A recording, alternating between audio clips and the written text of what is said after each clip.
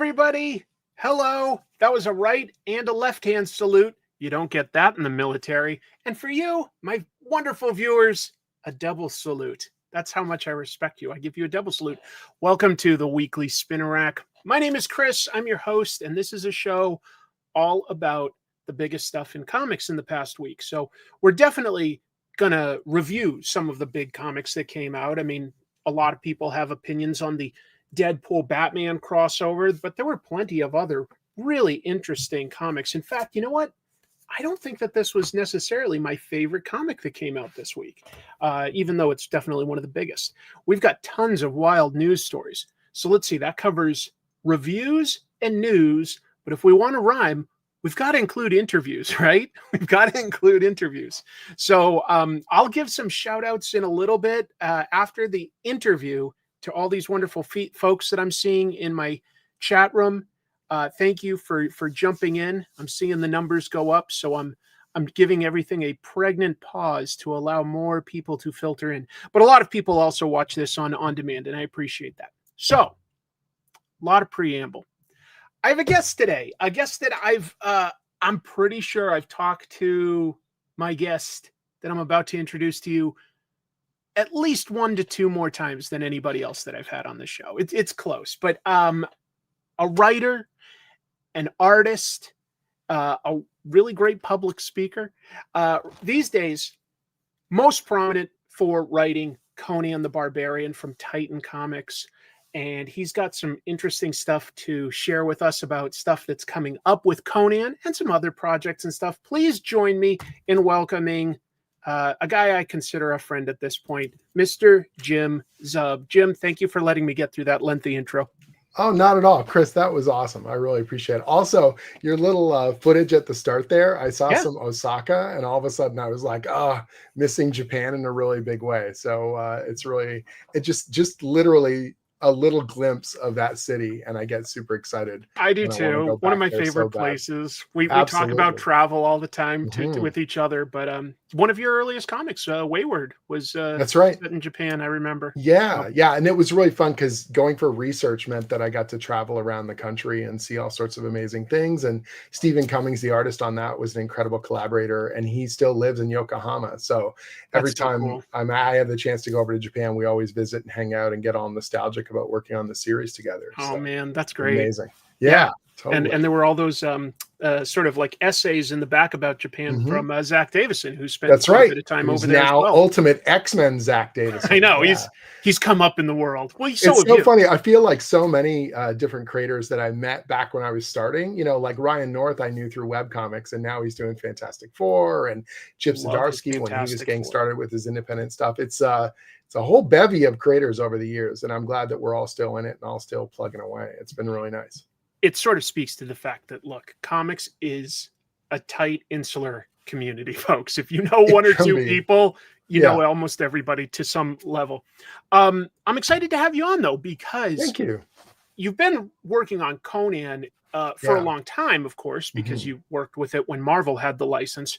But, you know, a nice, fresh, big reboot. Titan has been pushing Conan quite a bit. Had a lot of success, and you're coming up. Well, you've basically hit your 2-year anniversary. That's right. This is all preamble to set things for my audience. I have a question. For the 25th issue, I heard you were going to write a story about King Conan. Conan has had many phases of his life. I'm curious, what do you feel that you can do with King Conan that you couldn't really do with, younger versions of him? Totally. So King Conan is, it's funny because the very first Conan story that was ever published was the Phoenix on the Sword, and he's already the king of Aquilonia. And so it's amazing to me that I've never had a chance to really write a character to explore that phase of the character's career, that older, more grizzled kind of veteran, of all these wars, and now a ruler and a king by his own hand, but also pulled into the civilization that previously he had, rejected completely. And so there's a lot of cool dichotomies with the character, and there's a lot of interesting things to explore. And as I'm not like an old guy, but as someone now moving through my middle age, some of those kinds of elements I think, work their way into your psyche a little bit more. You're thinking about your elder years and the nostalgia and who you are and who you've become and all those kinds of things. And so I think King Conan's a really interesting character in that way. And I wanted to make this issue, our 25th, kicking off our 3rd year, as special as possible. So I talked to it. What's nice is I'm signed on long-term for the series. I've mentioned this a few times, but just for anyone who doesn't know, if you're collecting Conan at Titan, launched in 2023, right around this time, actually. Mm-hmm. And now we're coming into year 3 on the series. I'm signed on through end of 2027. So I will be in the series for at least 50 issues. So in some ways, this is sort of like a demarcation point, like a halfway point. We want to make it really special. Yeah, absolutely. Maybe even longer. I mean, a lot of people are very happy with it, Jim, including me. I literally this past week had like a really good friend, Tim, that was just telling me, Chris, are you reading Conan? It's my favorite comic. I'm like, yeah, man, I'm reading Conan. Yeah, anyway. It's people coming out of the woodwork, older fans who haven't collected the book regularly in decades, coming, and I'm meeting them at shows. Like, it sounds corny, but it's like, guys old enough to be my dad coming over and telling me they feel like they're, 15 again when they read the book, or guys who haven't collected since the Dark Horse days, or things like that, now coming over and they're like, they're regulars. Retailers telling me that back issues of Conan and Savage Sword are selling really strongly because people are like filling in gaps in their old collections, or they come in for the 1 issue a month and then they want to buy some back issues at the same time. So we've just got an amazing team. We've got great momentum. Retailers really love what we're doing, and the readers, the good word of mouth has just continued. So like this week, I just handed in my outline for Arc 9, which is crazy for me to think. And I'm super, super excited for what's coming down the line. But we've got it all kind of planned out. So, although I'm handing in those outlines, we have these long-term plans. And that meant for something like 25, we were already planning that out this time last year. And so I said, I wanted to do something special. I wanted to make it like an oversized issue. And if we could do a complete story in 1 issue, so the number of people who tend to pick up these anniversary issues, we give them a real complete package that they can get excited and fully understand what Conan's all about. And so this King Conan story, we were looking at which artist could be a good fit. And one of the things I wanted to do was work with someone who's like the complete package, an illustrator. So Alex Horley has been doing covers for us for Savage Sword and occasionally for the main series. And we gave him a challenge. He had talked to us about doing a actual comic story, but I think he was thinking like Savage Sword. He would do like a 6 or a 10-page backup or whatever. And now, thank you to everyone, by the way, who's commenting. I deeply appreciate all. I'm not trying to interrupt your flow, just trying to acknowledge no, it's all good. Like it. I see them, and it really, really means a lot to me, guys. It's awesome. So we asked Alex, what if you did 36 pages of painted art? And he basically said, I'm up for it. And we said, when do you need to start? And he goes, right now. So a year ago, I gave him the script for this story, and he had other projects he was working on. But in between all of that, he was sending us sketches. And then once we had those rough sketches and designs always all done, he started doing, painted pages. So we were getting about a page a week once he was in full production. So on a Monday, usually like today, I would get in my inbox in the morning the next oil painting. And these are traditional oil paintings. They're not digital. He's been working on these on canvas for a whole year. And every page is a banger. Like, I can't adequately, explain to you. So I'm going to show you some of the artwork here. Some of this stuff has not been, I'm really stoked for people to see the incredible amount of work that he has put into it. Like, if folks don't know, oil takes longer to paint because way longer. You blend the colors and it takes a long time to dry. So you can't just sort of like acrylics, you can just layer it and work really fast. But oil, it blends in a really special way. It just takes longer. Look at that, though. Yeah, it's crazy. This is the 2-page spread that we teased on Free Comic Book Day. And so every interior page is fully painted. It's an absolute stunning, just a stunning amount of work that he put into it, and I'm writing these scenes and I'm like, hey, let's flash back to, Venarium, the battle that made Conan a man. And you can say there's a giant war and there's fires burning everywhere and there's people dying, but then that poor guy's got to paint the damn thing. And lo and behold, he delivers the goods every single page. Right. Jim, and because it's a mature reader's book, we can do the craziest stuff. Right. Yeah. But I just want to say real quick, based on something you were saying, people go like, oh, in a comic, there's no budget like in a movie. I'm like, there still Oh, there's sort a of budget. is, because it's There the is. It's time it called takes an sweat artist. equity. That's right. Yeah. Yeah, it's the yeah. When people say, "Oh, you could do anything in a comic," you're like, "Well, you can ask for anything from an artist, and then someone's got to actually deliver on it, right?" Let me show you some more pages. So this is Yeah, no, the love build up. seeing That's that stuff. later in the story. The way it starts is it's almost like a fable, like the way I compare it, like an Arthurian legend. So I wanted to have this feeling of we're building up like the Green Knight, like this real mythological kind of story. Ah, So there's this stranger, this wanderer. He's been wandering through the lands, the Hyborian Age, and he's head on his way to Aquilonia. And so we talk about, the narration has always got that soaring kind of poetic quality to it. And so we discuss here that this wanderer is going from place to place and he doesn't speak to people. And when citizens were asked about, if they'd seen him, they mentioned that he never seemed to eat or sleep, and things like this.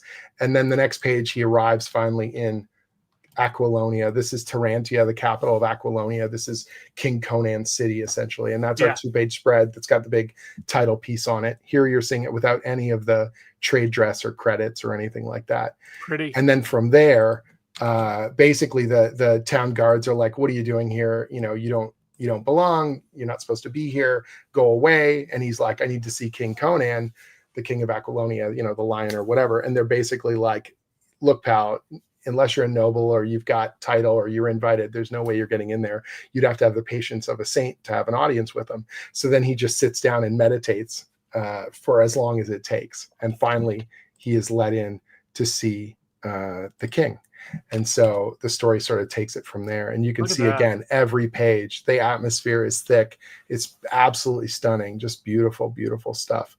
And it kind of unfolds from there. The first quarter of the story has got this kind of slow buildup of tension and atmosphere. And what does this stranger want? And why is he here? And what is he trying to achieve?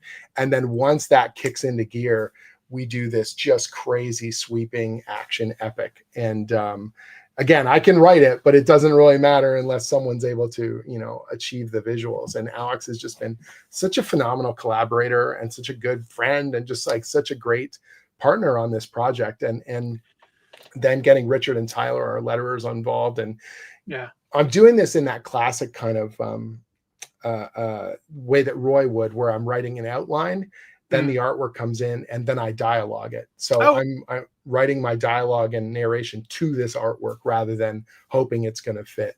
That's fun. That I think that's a great idea if you're going to give a painter, a longer window to fashion this story, to have like more input in the pacing and the direction of it all. That's great. Exactly. I love it. Exactly. So this stranger eventually reveals himself and he issues a challenge to Conan. And he basically says, if you give me 3 days of, like if I can stay 3 days in the castle, and be around you, then I will reveal the gift that I have brought for you. And it is akin to immortality. And Conan finally says, fine, we'll play your little gamble and we'll see what it's all about. And his advisor's all like, what are you, crazy? This guy's some homeless crazy man or a weirdo. And Conan says, let him play his game and we'll see what it does for him. Dude, and then over the next few days, we reveal all kinds of different things, the different inner politics in the kingdom, the tension between Conan and his queen, and all sorts of stuff like that as we build up to some big reveals and some crazy stuff. So I didn't even think about that. Like having to have a queen and like these people that would like make a kingdom work, that he has to all of a sudden be the politician. Not just, and that's the thing, is that Conan, that that internal struggle of the ruler and the politician versus the warrior and the barbarian. I think that's what makes King Conan a little more complex and a little more, nuanced in those ways, where that internal tension, he is at odds with himself and his own nature, which I think is really cool. It is cool. I also think it helps show that Conan is a very versatile character. We think of some characters like, say, Batman. You can do sci-fi, you can do horror, you can do crime stories.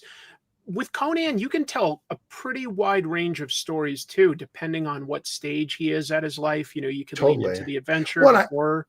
I think that's true of any iconic character, and Conan really is an icon. Like the character is 6 years older than Superman. Yeah. So he is, he's one of the most famous kind of literary genre characters around. And it, started in the pulps in the 1930s and now continues more comic stories have been written than prose, but the characters got, obviously, it's sort of generational. You've got the original prose stories in the 30s, reprinted in the 40s and the 50s, Yeah. reprinted again in the 60s with the Frazetta covers. Those are the pulp, the paperbacks that sell millions of copies. And then in the 70s, the comic books start. 1970, Roy Thomas and Barry Smith start the first run of Conan at Marvel, Yep. and then Savage Sword of Conan, and then the movie. And now you've got more people know Conan through video games than they do through any other medium. If you look on YouTube, there's more Conan Exiles and Age of Conan content than there is anything else, which is wild. So I'm trying to think of like how to phrase this. It's you were speaking to the history and the legacy of Conan, and I've been aware of Conan. I've read Conan comics and stuff. I've seen the movie and stuff, but literally just in the past week or so, when I was talking to that friend Tim that was like all excited about Conan, I go, I have never really read up on Robert E. Howard. So I started to. I haven't. Awesome. And so I started to, and I learned something very interesting is, he had to create ideas that would sell, right? Because he was doing the pulps just after the Depression. You couldn't do like highfalutin stuff. You had to do what would sell. Right. And those stories are short. The majority of them can be read in one sitting, like 7,000 words, 10,000 words, 12,000 words. Like there's no fat on them. They get right into the atmosphere. And exactly. And I like that. Yeah. But I also realized that he had created a lot of archetypes with his stories, not just Conan, but also, Knull and similar things that became adopted throughout fantasy literature. Big time. Dude, I was like, okay, Thulsa Doom, the skull-faced warrior, or skull-faced sorcerer, sorcerer. Obviously, that is a direct lineage to creating things like the Lich in Dungeons and Dragons, or Skeletor in He-Man.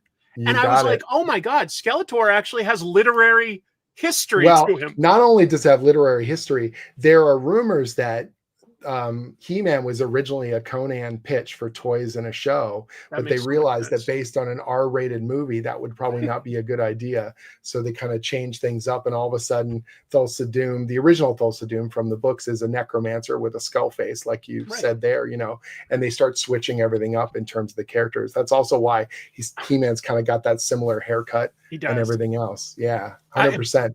So are there other have you must know more than I do. Like I only just discovered this. Are there other sort of like archetypes or characters? I mean, not only there are archetypes, there's things that have changed kind of pop culture and even conspiracy theories. So for example, the concept that we have of people being politicians and famous people being replaced by lizard people or snake people, that actually comes from a Kull the Conqueror story called The Shadow Kingdom. Yeah. And so the guy that sort of started popularizing this idea that famous people and politicians have been transformed or were an alien race or were these reptilians. He was a big Robert E. Howard fan who had read The Shadow Kingdom. Yeah. Those ideas predate Invasion of the Body Snatchers and Pod People types things. So it's amazing. Like Howard, very imaginative creator. You've got a lot of stuff that you can pull from. Totally. He's also one of the first meta authors. So he has a character called James Allison, who is essentially a pulp writer who has these dreams and imagines himself reincarnated in these different lives in different worlds. And it's essentially himself. He's this character living in rural Texas, except it's even more kind of bleak. Like he ends up getting injured, so he's mostly bedridden, and he's writing these stories, but to him he's relaying these visions that he's having from other lives. And I find the James Allison stories really intense because they're essentially Howard framing his own existence and his own fictions through this character and his own kind of fears and dreams. And not that he's saying that he was living those lives, but using it as this sort of projection of where does all this stuff come from and why am I coming up with these ideas? I didn't know. And so James Allison, his character I used in, Battle of the Blackstone, he's a key figure in there.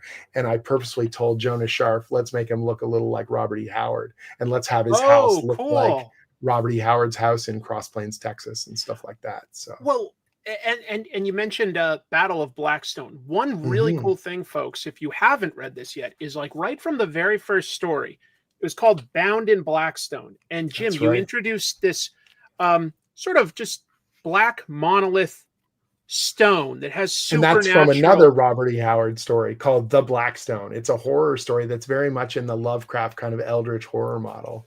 But Yeah. were you seeding that so that you could roll in other Robert E. Howard things through that supernatural mechanism? Or did you Yeah. just build on it over time? Like you were like, oh, well, I could use something I already Well, established. when I signed on to do the relaunch at Titan, they promised me I would get 12 issues no matter what. So I'd have a year to build out the story and see where it went. And as long as it sold well, then we would talk about longer things. They knew I had a big plan, like a 4 or 5 year Okay. plan that I wanted to do, but it wasn't a matter of instantly approved, whatever. It was 1 year no matter what. And if it didn't sell well, we would still tell this kind of big epic. So if you look at Conan 1 to 12, really 0 to 12, because we did that free comic book day issue, you read that and it's one big kind of epic that involves Thulsa Doom and the Blackstone and all this stuff, and all of it was teeing up the potential for more cosmic kind of eldritch mythic stuff that I wanted to do, but we didn't know if we were going to get there. So if you can read 1 to 12 and it works, great. If that's all we get, then that's sort of my mic drop. Okay, that's the last time I get to write Conan, or this is something really cool that I get to do with the character, and then step away, best I could do, whatever. But that first issue sold phenomenal. We ended up having 6 printings of issue 1. That's incredible. It was wild, absolutely wild. The biggest numbers that Titan has ever had, like almost triple the biggest launch that they'd ever had. It was just absolutely over the top. And so by the time we got to issue 3 and 4, we were already negotiating for a long-term contract. So at that point I knew, okay, we're going to do more and we're going to be able to do these events. And so that's when I was able to then pull the trigger and go, okay, we're going to do a Blackstone miniseries. Yeah. It's going to come out next fall. We're going to do the next free comic book day issue as a prelude leading into it. And it worked extremely well. People loved it. And we got to really show them other characters in that Robert E. Howard canon, characters like Solomon Kane and Knull. Yeah.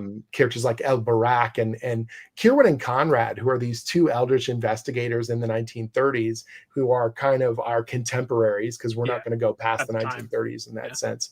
And they're able to unearth things about the past and then try and link it all together. And so that was a really fun challenge for me. And then building a new character in Brissa, who's this Pictish scout. Brissa. Oh, thank you. And she becomes a really cool thing. And this isn't a spoiler or anything, but if you look at Brule, the Spear Slayer in the Thurian Age, and the Thurian Age is essentially the pre-era of Conan. All the ruins and the places that Conan is exploring in the Hyborian Age are the crumbled ruins of Kull the Conqueror's time. Yes. And so his right-hand man is this guy Brule. Eventually, thousands of years later, you have the Hyborian Age. But Brissa is from that same lineage of Picts. And then eventually that lineage of Pict will go on thousands of years later, and you'll have Bren MacMorn, who's another Howard character who I've been purposely kind of holding close to my chest for later cool event stuff that we're going to be doing. I know a lot of people, if you haven't read all of it, this seems like a lore dump. All I can say is that as somebody that's read it, Jim has just slowly weaved in these other Robert E. Howard characters that did not exist at the same time. He wrote them all separately, but you've created a mechanism where occasionally they can meet across the ages, which is well, and even in Howard's original stories, he was teasing, and he actually has some crossovers in some of his original stories. So I feel like it's very much in the tradition of what he was doing. So, for example, there's a story called The Haunter of the Ring that's tying into our new event called Scourge of the Serpent. And in that story, John Kirawan finds the ring of Thoth-Amon, the same ring that we see in the original Phoenix on the Sword story. But getting back to what you were saying before, if you haven't read Conan before, don't be intimidated by any of this stuff. You don't need to know any of it. What's great about Conan is he's such a simple character. He's a survivor in this prehistoric mythic world. Wherever he goes, something badass and awesome is going to happen, and the world will split upon his will and on his sword. And that's all you need to know. All the complexities and all the backstory stuff and all the timeline stuff that gets introduced bit by bit, or you can, read the books and it's all kind of brought to you when you need to know it. But all you need to know off the bat is this guy is a survivor. He traverses this land and explores and does wicked things. he's got his code of honor, but at the end of the day, you're right. He's going to like keep going.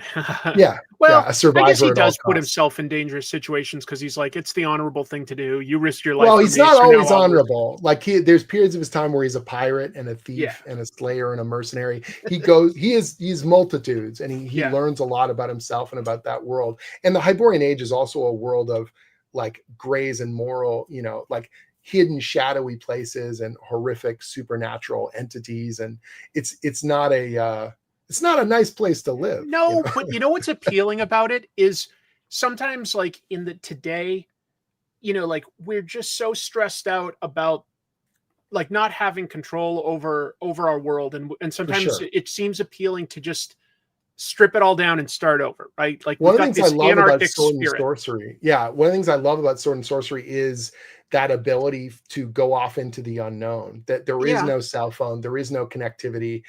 You have some remnant of a map, and you're like, we're going to explore this thing, and we're going to find stuff, and secrets will be revealed, and ancient worlds will be unveiled, and that's the kind of stuff that I find really exciting. It's what I love appealing. about playing Dungeons and Dragons and playing, exploring kind of video game stuff or things like that. Is heading off into the great unknown is something really, yeah, there's something really visceral about that. I think I that we think we all, want to explore, and it's yeah, appealing to think of a world where things are still sort of spread out and right. like unknown, and there was this guy that could just handle it all, and we'd love to be that guy. Um, Absolutely. When people say, why does Conan stick around for decades and decades? He's almost in the public domain in North America. Why are people still reading Conan? So many other characters were created in the 30s and they're gone now. And I think it's because it taps into something very intrinsic in yeah, us, that idea of a survivor, of strength, of will, of, the individual able to change and transform systems with their strength and their willpower, for sure. I appreciate you talking to us about this, but before we wrap everything up, Sure. like what do you have coming up? What should we know about? Because I know So there's a little this bit more than week, just Conan. literally Wednesday, Scourge of the Serpent comes out. So that's the event book that I was talking about. So make Yep. sure you guys pick up issue 1 if you're in stores. It is an absolute banger. There's 3 different characters. You've got Kol the Conqueror, you've got Conan the Barbarian, and you've got Dr. Kirawan. And they're all up against essentially the machinations of Set, the great serpent god. Awesome. And we did a really cool free comic day issue that's available for free on the Titan website. You can check that out. All the free comic day issues that we've done so far, all 3 of them are available for free if you head over to Titan Comics. Smart. I've also got a Predator story that comes out this week that's a lot of fun. So over on the Marvel front, they've got an anthology series called Predator, Black, White, and Blood, and each issue has a bunch of short stories. Right. And I got to do a really, really fun one with this artist named Patrick Boutin, and he's an amazing French artist. And we did a Predator story. It's basically Predator versus pirates on the high seas. I love And that. it is a banger. It's a ton of fun. So Predator is at like an all-time high, like these days. Like the yeah, movie and TV show that all of a sudden I'm forgetting his name. But yeah, the guy that's about to do Badlands. He's done so much, and then like Marvel's doing some really nice stuff with Predator and Aliens. yeah, it I'm was glad you really get to fun to play in be that field. exactly being invited into the fold on that It's one. It fun. was just really fun to kind of go, okay, I've got myself 10 pages. What kind of chaos can I I love create? it. Yeah, just such a good time. Well, I look forward to seeing you just in a couple weeks at New York Comic Con. Yes, I'm going to be at I'm going to Chattanooga this weekend for Chattanooga Comic Con in Tennessee. And then a few weeks after that, I'll be at New York Comic Con. And that's the week that Conan 25 drops. Nice. So please make sure you guys check that thing out and then come to New York in the Artist Alley. Bring your copies by, and I would be thrilled to autograph them up for you and talk about the Hyborian Age. I'm also going to be doing the Marvel Tabletop RPG Live on Saturday night. Ooh, so if you are a gaming fan or if you've never seen live play before and cool. you want to see it, set with familiar characters in the Marvel universe, it is going to be a ton of fun. Dude, that's awesome. Hey, continued success. Looking forward to seeing you. And on behalf of the audience, thank you so much for sharing with us. I appreciate it, Jim. Thank you to everyone who came by. Really, really appreciate the support. And Awesome. You are always amazing, Chris. Thank you, buddy. Talk to you soon. Take it easy. Bye. Later. Jim has done some fantastic things in the last couple of years. Just somebody that like really I mean this in the best way, grinded it out by doing like a lot of indie creator-owned stuff, taking small jobs at bigger publishers to make a name for himself, and the stuff he's getting to do with Conan. I love it, and it's really cool to see Titan, the publisher, keeps hiring top tier artists for it. A lot of them from Europe that we don't really get to see over here if they weren't working on this stuff, but some great artists. Let's see. Have Jim Zub and Zeb Wells ever worked together? I almost feel like that's possible that they have. I'm trying to think. Zub Zeb. Anyway, let me acknowledge something up here because I got a few super chats and I wanted to say thank you, Steve. Missed last week, but I bring sugar-free Mountain Dew Baja Blast. Thank you. He also says, happy first day of fall. I didn't realize that. Is today the first day of fall? Oh my God, that snuck up on me. Fall is my favorite season. I like wearing hoodies. I like seeing fall foliage. I like the food. I like the anticipation of the holidays like Halloween and Thanksgiving. Dr. Schubel, that's so nice. Hitting the like button definitely helps. So thank you. Thank you. Thank you. And I think I highlighted that one, but yeah, like thank you everybody for the kind words and nice questions for Jim. It's always nice when a guest gets treated well. Let's see. Is there any sort of business I need to talk about? No, I think we can get like straight into the news of the week next. Let's do that. We're sitting on top of the story of the century here. Put an ad on the front page. Cash money for a picture of Spider-Man. He doesn't want to be famous, and I'll make him infamous. Hi guys, this is April O'Neil from Channel 6 News, and I am here in beautiful New York City.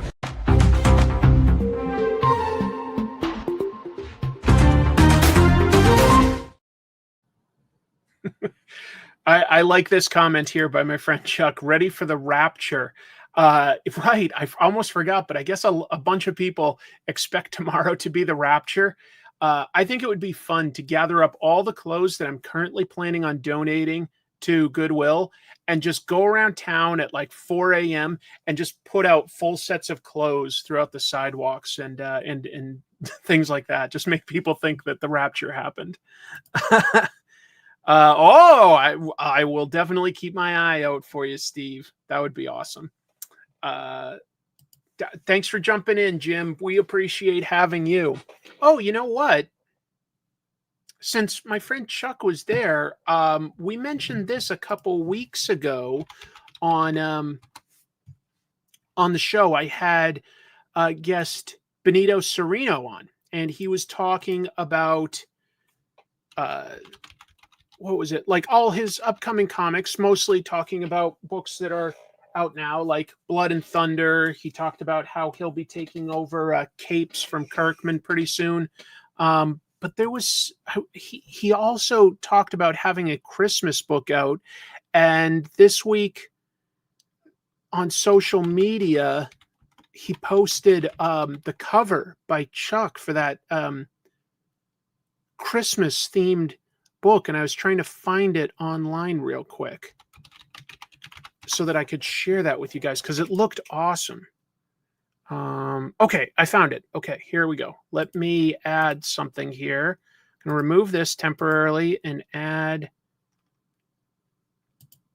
a different thing. Bear with me. I wasn't expecting to do this, but I should have been. All right, so if I go to Benito's Insta here, and we scroll down, look at this. Oh, see this post? I have to log in? What the hell? I'm not logging in front of everybody. Okay, darn it. It's got to be somewhere else then.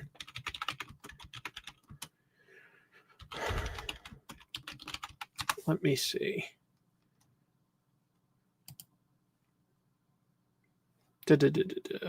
There. Okay, Startling Tales of Santa Claus. Let me see if I can find the one by Chuck. Startling Tales of Santa Claus. There we go. I knew I could figure it out if I tried hard enough. Let me add a different screen. I'm going to add this one. because I think that I want you guys to know about this. I think it looks like a great book. I think you should consider telling your store to order it. So this comes out December 3rd. Startling Tales of Santa Claus. Look at that. And my friend Chuck basically digitally painted one of these covers, cover B, and a story inside. So, you know, when it's a friend, I want to promote that stuff. But I'm legit looking forward to this because Chuck and Benito have worked together a bunch of times before. They're a great collaborative team. And also, Benito's super passionate about like Christmas lore and mythology. And I think that this would be a really fun comic. So I wanted to put that on people's radar. All right. Now I will jump back to the news. So there we go. All right. So the first thing I'll talk about is because it's coming up so soon. Frank Cho. I think a lot of people here are probably big fans of his artwork, whether it's Beautiful Women, his storytelling with superheroes, or his comedy stuff like Liberty Meadows. Really fantastic artist. And he's got a gallery show coming up that if you're in town for New York Comic Con or beyond, you might want to know about. So the Philippe Labune Gallery. I went there last year during New York Comic Con, and there was a Mike Mignola exhibit. Fantastic. Well, this year, he's going to be hosting Frank Cho artwork from September 18th through October 25th. So it's already there now if you're in the area. That does overlap, though, with New York Comic Con. And the nice thing about that is that the gallery is also in Chelsea, so it's super close to the Jacob Javits Convention Center. You could literally walk there. You shouldn't get tired. It's really, really cool. The gallery itself specifically specializes in showing narrative art, mostly comic book art or art by comic book artists, which there's not too many modern galleries like that.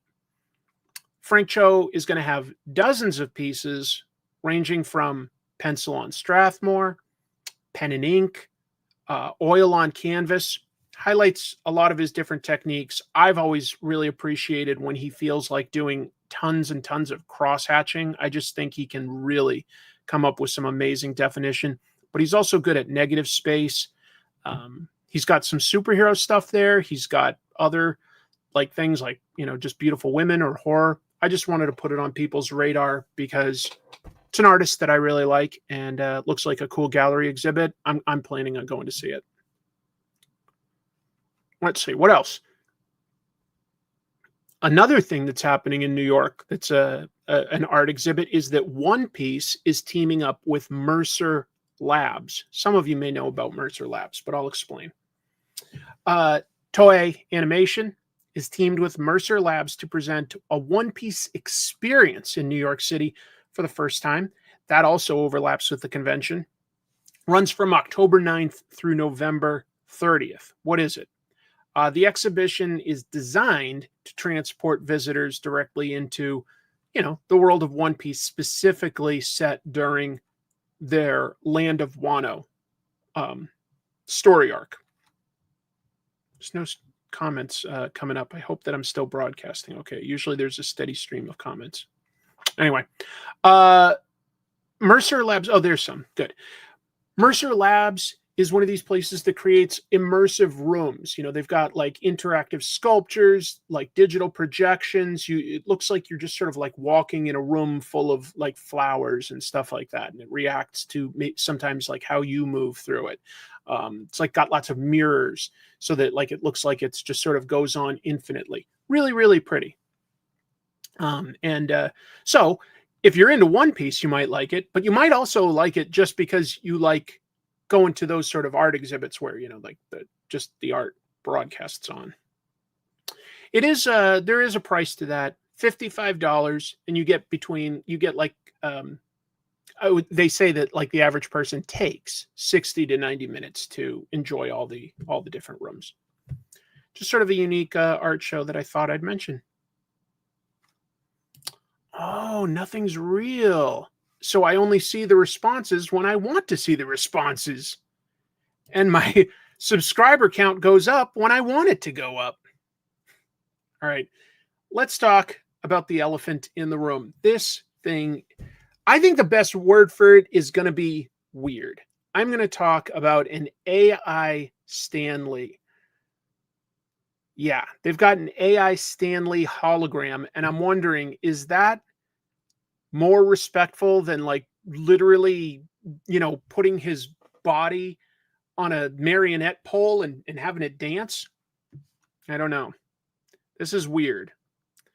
So, Proto Hologram has teamed with like something called the Stan Lee Experience, and they're going to have an AI hologram of the late Stan Lee at this weekend's Los Angeles Comic-Con.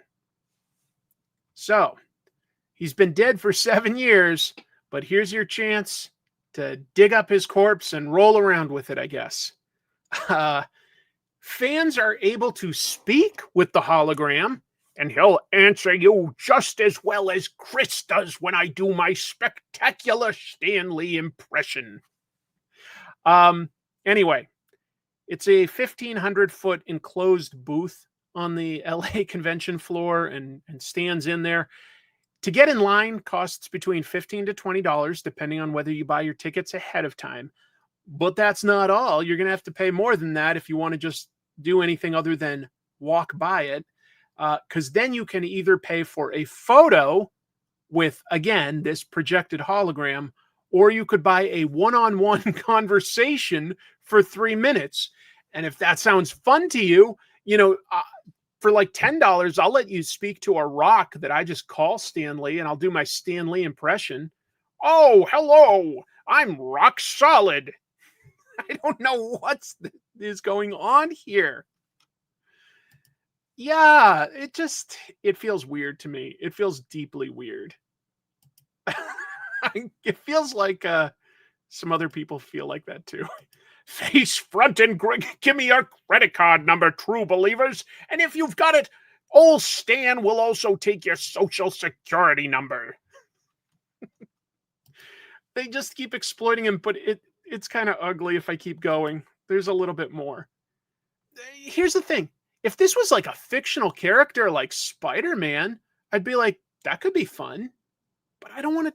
Yeah, it would also potentially be interesting if it's like really distant. Like if they made this so that I could talk to somebody like that's long dead but is historically relevant, like George Washington. That almost sounds interesting to me and not disrespectful, because it's a way to just playfully interact with history. But this is just so recent.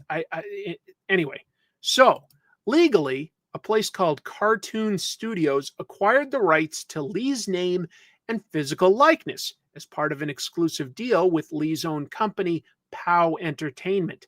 But shortly before his death back in 2018, Stan was actually suing POW Entertainment, claiming that the company and like the chiefs of that company were going behind his back to fraudulently steal his name and likeness and like create these deals that he was not approving. So he and his family, I guess, don't even benefit from this. And he wasn't a fan of this kind of thing happening. So it makes it even worse. It's like, I mean, that just sounds downright classy compared to this, like having a hologram Tupac perform with another musician. It's like, we'll still listen to music and read books by people that are gone, but this is just weird. Oh, I feel like I'm going to sneeze. Sorry. Yeah, POW Entertainment does not seem nice. Ghouls will do anything for $1. It's just a weird story. I don't know how else to describe it other than weird. So, like, I am very curious what level of conversation you could have. I mean, I assume that they're going to essentially have it trained on things that Stan said a million times at conventions, going like, oh, I loved working the Marvel method. I don't know. It's weird. He's somewhat recently deceased, and we're going to pretend that we're still interacting with him as though he's alive. Give it 100 years, and I'd say, okay, but it feels weird right now. I wonder if it'll work or anything. Oh, I should also mention, The company that was promoting all this, Proto Hologram, also hinted that he may make other appearances throughout the convention, which the news outlets that I saw this being promoted on, like Hollywood Reporter, intimated he might introduce some panels. I don't think it's going to go over well, but I don't know. Well, it looks like you just did. So, hello there, true believer. Thanks for the support. That wasn't a very good impression. I'll have to work on that. Excelsior. We're going to move on, but I wanted to give you guys a glimpse into this weirdness. It's like, does this have more to do with comics than, the fudge pavilions and backpack booths that I see at conventions? Yeah, but I'll tell you, I'll take the window sealer companies and AT&T mobile ads at booths over this. Well, it is weird, right? Like, it's weird that the convention was even like, yeah, because a lot of conventions are cracking down on AI imagery and stuff. It's weird. I've said weird enough. I'll move on. Here's some kind of positive news for the industry overall. That Batman #1 that came out the other week sold over 500,000 copies. That's really healthy. This week DC announced that it sold over 500,000 copies. We're talking about the version by Matt Fraction and Jorge Jimenez. It's been so good, they're rushing out a second print. So those numbers will really only go up if we add them all together, which I think is fair. That is the biggest number of copies for a printing this year. It beats Batman 158, which wasn't that many months ago, but it held the record. That was the first chapter of Hush 2. And that topped 400,000 copies. So did Battle Beast. Battle Beast also came out this week. So Battle Beast #1 also sold 400,000 copies. Very healthy numbers. Very healthy numbers. Let's see. Absolute Batman. Different Batman title, but it's still Batman. Issue 1 came out the beginning of this year. 200,000 copies for its initial print run, and it's now had 9 reprintings. So I don't know the total numbers for adding all of that up, but Batman is still very, very popular. I trust Dave with this. He keeps up to date on news. The original cover sold for 60,000. Wow. I mean, are you talking the original art? Like Jorge Jimenez sold it for 60,000? If so, good for him. Oh, yeah, I was just going to say, I'm sure that the blind bag piece of it and all the variant covers really helped bump up those numbers beyond it just being a new #1. And at some point, people will burn out on that. Excuse me, I'm like hiccuping or something. I'm talking too fast. Getting all worked up. What else sold well? Oh, DC still has its side of the Batman Deadpool crossover coming out in November. So, I mean, that'll be some probably very healthy sales for them. Was there anything else there? No, but somebody mentioned this just now in chat. And let me see if I can find who mentioned it. Infamous Mike Manhattan. DC did announce this week that they canceled 2 of their titles, which both got pretty far, coming over 2 years worth of a run for both of these. But Green Arrow, which I think is written by Chris Condon, and I don't remember who the artist is, and Birds of Prey by Kelly Thompson, who's having tons of success with Absolute Wonder Woman.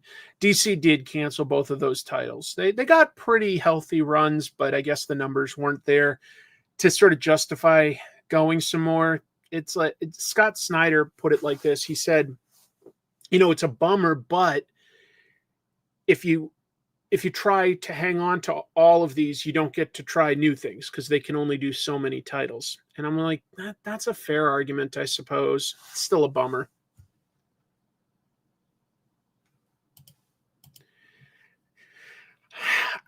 As to why there's a new number, it's because if you didn't call it number one, it wouldn't have gotten these half a million. It wouldn't have done 500,000 copies. So it's business, but whatever. I don't care. Still got some more Batman stuff, but I'm going to move into Superman with this. So the directors of both The Batman 2 and Man of Tomorrow, the next Superman movie, hinted at the villains that they'd each use. So I've got more to say about Batman. So first of all, the Batman 2 is going to start filming this coming spring. And the writer-director Matt Reeves was at the Emmys, and he did an interview with MTV where he hinted who he would like to use for the villain. And it's not a spoiler because it's really just a hint. But Reeves said that he and his writing partner Mattson Tomlin did a deep dive on reading a bunch of comics and watching a bunch of movies. To me, that means probably a lot more movies than comics, but who knows? I hope that they did read a bunch of good comics. They're trying to get inspired. And he added that in the first movie, he came up with a villain that would specifically challenge Batman. He used the Riddler, match his wits and get him to think a new way by the end. So he wants the second film to do something a little different and target more the Bruce Wayne part of the equation in this superhero. Here's a quote. Picking the right villain that digs into his past and his life, that was what sort of drove that discussion. And I won't tell you where we ended up, but I'm super excited about it. I will say it's never really been done in a movie before. So that obviously wipes out a lot of villains. It's not going to be Scarecrow or Mr. Freeze, certainly not Joker, because we've done these all. What does it leave? Well, I would say that prominent Batman villains that haven't appeared in film yet could include Hush, Dr. Hugo Strange, that would be my choice, or the Court of Owls. Yeah, you could use Professor Pig somehow, and there's tons of other options. Color Quilt. I agree that I think that with what they set up, they could very easily create a version of Hush. I do agree with that. I think that they might have already even had that idea in the back of their minds because they were talking about stuff to do with like the Wayne family, and they talked about obviously Thomas Wayne being a doctor, which is kind of important to Hush. Well, they've used Killer Croc in Suicide Squad, so he said it hasn't been used in movies before. KG Beast might be a little dated, although they did use it on Arrow, so what do I know? Court of Owls could make a certain amount of sense, but we'll see. I've got a second piece to this, though. Meanwhile, this just happened just before I started the show. This was very last minute. James Gunn posted a photo of his Man of Tomorrow script. He's finished a draft of it already, and here's what it looks like. Look, that doesn't tell us anything for sure, but I think we can intuit some stuff by this. That seems to feature a brain. And we know that the next movie is going to feature Superman and Lex Luthor having to team up against a bigger threat. We haven't seen Brainiac in a movie before. I think that this definitely indicates Brainiac would be the villain. And I think that would be a great villain to use. There's tons of stuff you could do with that. You can tie it into some of Krypton. You can tie it into today's technology. And you can have it be a global threat. There's a lot of cool stuff that you could do with it. You could even have some stuff where we mentioned the Bottle City of Kandor. Brainiac in the comics shrunk down a city of Krypton, and that's Supergirl's home world in a lot of different mythologies. I don't know. Maybe he just did this to tease us, and the villain is Chemo. The villain is Titano, the giant gorilla that shoots kryptonite lasers out of his eyes. Who knows? But I think that definitely indicates that we could expect Brainiac. See, that's what I think he would probably want to do, is steal cities. And I would think that Lex has enough of an ego that he does want to protect Earth, and he probably wants to protect Metropolis. So, yeah. He goes up against an AI pair of Clark's parents. My God, they're charging $50 to talk to my Kryptonian parents. That's too much. I'll keep moving. Absolute Batman is getting a horror story, flat out horror. But I think if you've been reading Absolute Batman, you would know a lot of that book features body horror elements. So what are we talking about specifically? Well, last Wednesday, Scott Snyder, the writer of Absolute Batman, he posted to his Substack promoting Absolute Batman, also Absolute Evil, which is going to introduce some new versions of supervillains to the Absolute universe. He also dropped that there's a horror one-shot coming. So once I knew that, you could like search for it and you can find these pages that haven't been advertised but that are up. So it's called Absolute Batman Arc M Special. And it's going to be co-written with Frank Thierry. He's cool. And feature artist Joshua Hickson. He did the art for The Deviant. Great fit. And this is his cover, Joshua's cover.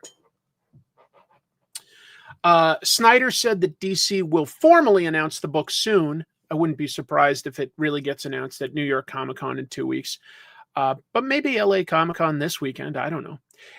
He described it as straight up horror. That's a quote. And that it will feature a few surprises.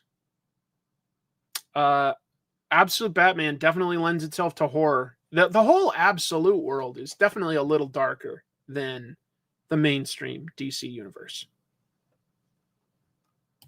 It is, but you know, it's still adventure too. And they said that this is more of a straight horror. We'll see. I haven't said that much in a while. We'll see. Third Eye Comics, among others, has this cover image. If you look specifically for like Batman Arc M Special, you can find some websites that list it. Even though DC hasn't announced it, it's got the cover image and it says that it's available for pre-order with a release date of December 3rd. Boy, there's a lot of Batman-related news and DC news this week. Boy. But it's selling well, so I get it. People are into Batman. I feel like there's way too many Batman books, but on the other hand, I think Absolute Batman's a banger. I loved the first issue of the Matt Fraction Jorge Jimenez main title Batman, and I keep hearing fantastic things about Batman Dark Patterns, that's like really good detective crime fiction. So if they're going to give us really good stories, I guess, yeah, as long as it's good. Anyway, they're adding some new compact comics, and this is also Batman related. Compact comics sell well, and why wouldn't they? $10 for, you know, a full trade paperback. It's a good value, and it's a convenient size. Anyway, they announced 2 new Batman titles for the line, both set for early 2026, both $9.99. First, Batman Gotham by Gaslight. Classic by, I believe, the late writer Brian Augustyn. Art by Mike Mignola. So cool. First published back in '89. That makes me feel old because it still feels a little new. It was a standalone graphic novel. It has a 19th century version of Batman go up against Jack the Ripper. And that was the book that led to DC creating Elseworlds. Instead of just doing one-off stories that weren't in continuity, all of a sudden they said, oh, it takes place on another world. This is Elseworlds, kind of like Marvel's What If concept. That comes out January 20th. If you've never read it, the art is fantastic. Mignola is perfect for a Jack the Ripper type story. Just perfect. Also, this one that you see here, Batman White Knight, and that's by Sean Murphy, both writer and artist. First published back in 2017, went into 2018. It was an 8-issue series. It's gotten 2 sequels since then because it sold so well. The collected edition was the first trade published under DC's Black Label imprint, and that comes out February 20th. And in that one, Joker gets like all these pills shoved in his mouth by Batman, and he goes sane. He goes back to being a real person called Jack Napier, who runs for city council and says that the vigilantes are out of control. It's a really cool story. So those are both really good books. If you can get them for $9.99, it's a good deal. Yeah. Oh, thank you so much. I appreciate it. Instead of they're just going all over the place for some of their best stories. And it's not like they're doing it in consecutive order, like Wonder Woman Volume 1, 2, 3, Flash 1, 2, 3. They're just like, this was an awesome graphic novel. This was an awesome run. That's all it is. It's nice.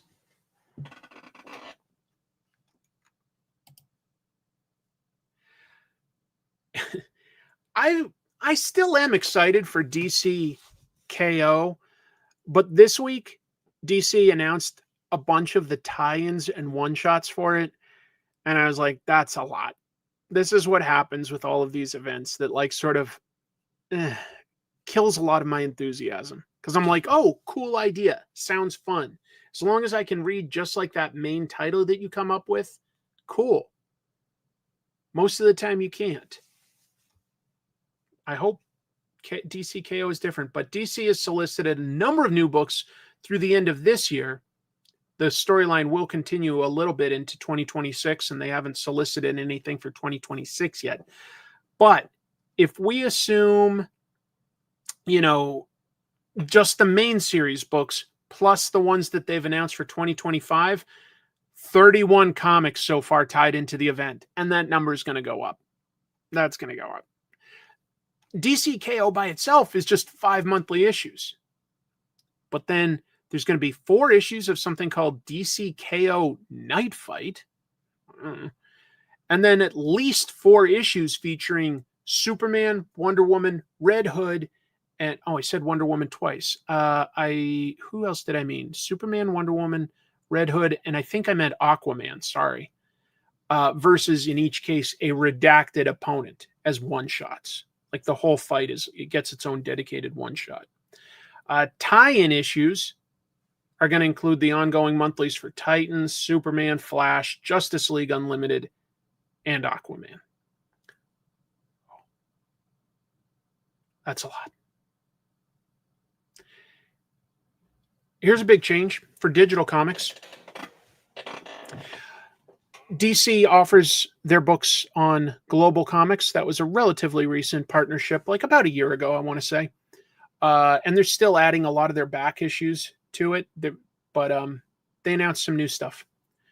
So, September 17th, this past week, DC and Global Comics announced that they are going to begin to sell comics digitally on the platform, same day and date that you can get them in comic book stores. They used to have a window of anywhere from a month to a week, but now you can buy them the same day. Previously, you could do that if you had something called a gold tier membership, but now you can just buy it.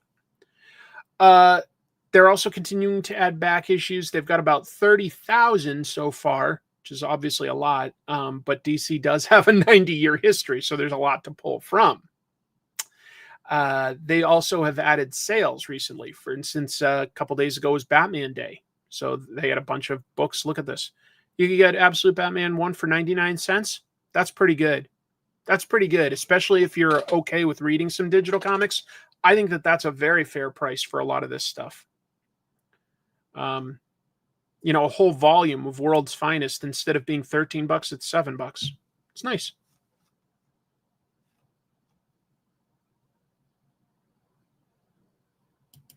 Yeah, I am saying that you'd be paying for it individually. Yeah, there's too much X-Men stuff for me. I wonder if DC earns more than 4 cents a month in Global Comics. You know what's interesting about that question, Randy? And it's always nice to see you, buddy.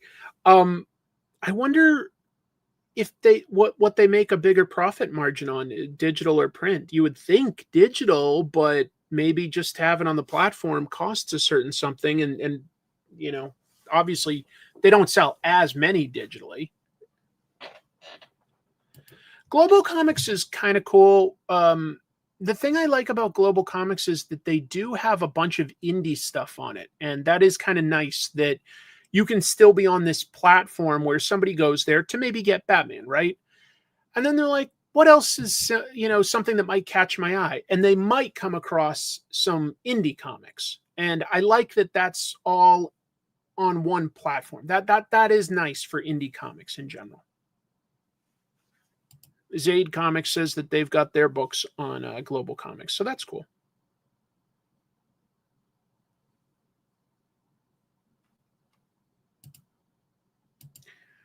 By the way, Randy's books through Altruist Comics can now be ordered at your store. So if you're interested, my buddy Randy does all sorts of comics through an imprint called Altruist Comics. And if you look it up, you can find order codes for like anything from horror to all ages superhero adventure. Some really great stuff. And he just was able to, get them in comic stores. So look up Altruist Comics. The indie stuff is why you have Global. That's cool.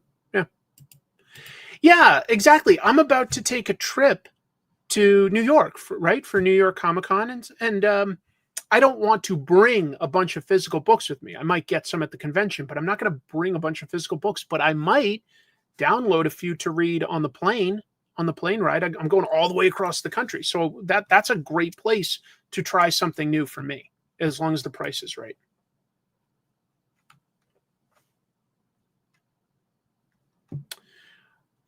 Moving forward, just wanted to put that on people's radar. As long as we're talking about digital comics, Titan and Dynamite this week both joined Neon Ichiban. I'll explain. And Randy says the first issue is on Global Comics. You must be talking Bullet Adventures, about a super speedster. It's great. So, talking about Neon Ichiban, that's the new digital comics platform that came from the former Comixology creators and execs, David Steinberger and Chip Mosier. Now, they did create a fantastic app. They also sold it kind of quickly to Amazon, who quickly tanked it. So if Neon Ichiban is successful, would they be likely to stay around and support it? Oh, excuse me. That's my only concern. But they did create a fantastic interface, and Neon Ichiban is signing up some people. So yeah, Titan. So you could read Conan on it. Dynamite, if you wanted to read Red Sonja.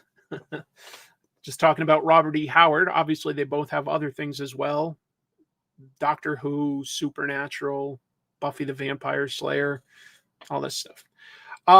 Currently, there's a private beta version, and I'm on that. It seems like a great interface. There is going to be a public beta soon, so it's not all the way up as far as like Global Comics is just up and running, right? But other publishers that have joined Neon Ichiban include Dark Horse, DC, Distillery, Kodansha, Marvel, Oni, Vault. So a bunch of these publishers, to be clear, are not doing exclusives, which I think is smart. They're making their titles digitally available on multiple platforms, depending on which one takes off.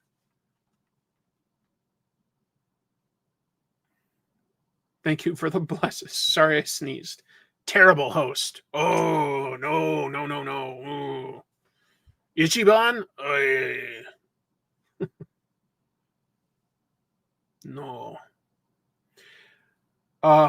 So someone earlier asked if I had any Diamond news this week. Sort of. I'm going to talk about this. Avatar, the publisher, says that it can't supply its comics, and they've got an explanation. So, Avatar this week sent a letter to retailers explaining why they can't supply them with their comics. And that's becoming a big deal because one of their most popular books is Crossed, over 100 issues of that. and it's getting turned into a live action movie soon. It goes before cameras this March. So what's Avatar's problem? So here's their letter. Over the past few weeks, Avatar Press has been contacted by a number of retailers who are unable to purchase our inventory for resale to their customers.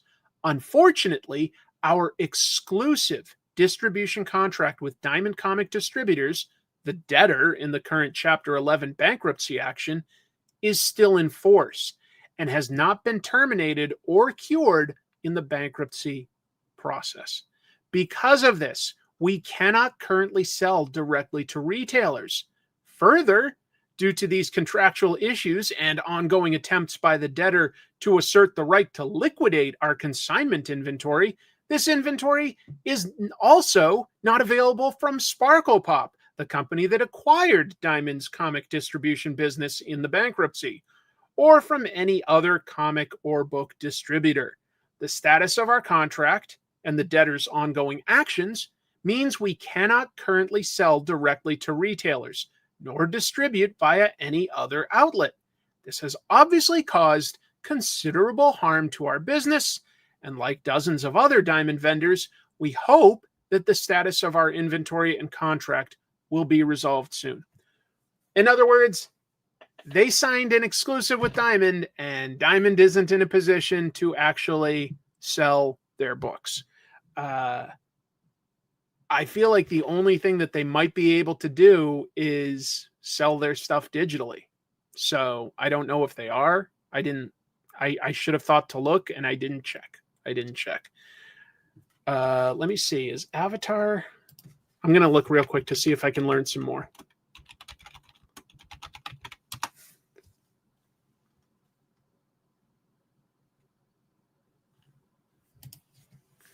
Sorry, when I put in Avatar, it wants to do Avatar The Last Airbender.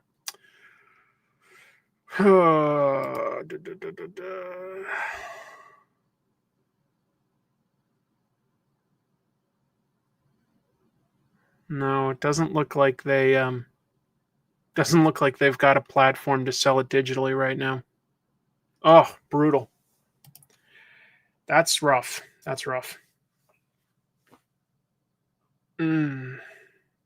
So that's the latest that I came across from Diamond. They're in such a bad position. They've got a legal contract that they can't get out of yet. They're obviously trying to, it sounds like, if you read between the lines. But neither Diamond is able to sell their stuff because Diamond isn't really operating well. And the place that bought it, Sparkle Pop, can't distribute their stuff either until they figure out what to do with all the consignment inventory. So I bet you anything that what Avatar is describing is probably a similar situation for a bunch of other small publishers. I bet you anything. Switching to some mainstream news, going to Marvel this time. Knull is going to get a solo comic series. So everybody, take out your plastic necro sword and wave it around your head and celebrate. Knull is back. Hooray! Knull. Actually, I think Knull had an awesome story in King in Black, but it's weird to give a supervillain their own story unless you have a fantastic idea. Maybe this is. Knull is going to return next month in Venom number 250. And after that, the character is going to get his own 5-issue limited series. He's the god of the void, the creator of the symbiotes.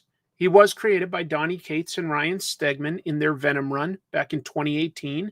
King in Black started in 2020. Really cool series, to be honest. Anyway, Knull's limited series is by writers Al Ewing, who I usually like, and Tom Waltz, with art by Juanan Ramirez. Good team. It's going to feature Knull somehow escaping his cage and plotting revenge. Okay. Yes, he's a goth meanie, yes. Oh, thank you. The Diamond Saga will be some 2-hour tropes episode. Yeah, I'm just going to become like Jenny Nicholson. I'll put out like 1 episode a year, but it's going to be like 4 hours long. That would be awesome if I could get like a few million views.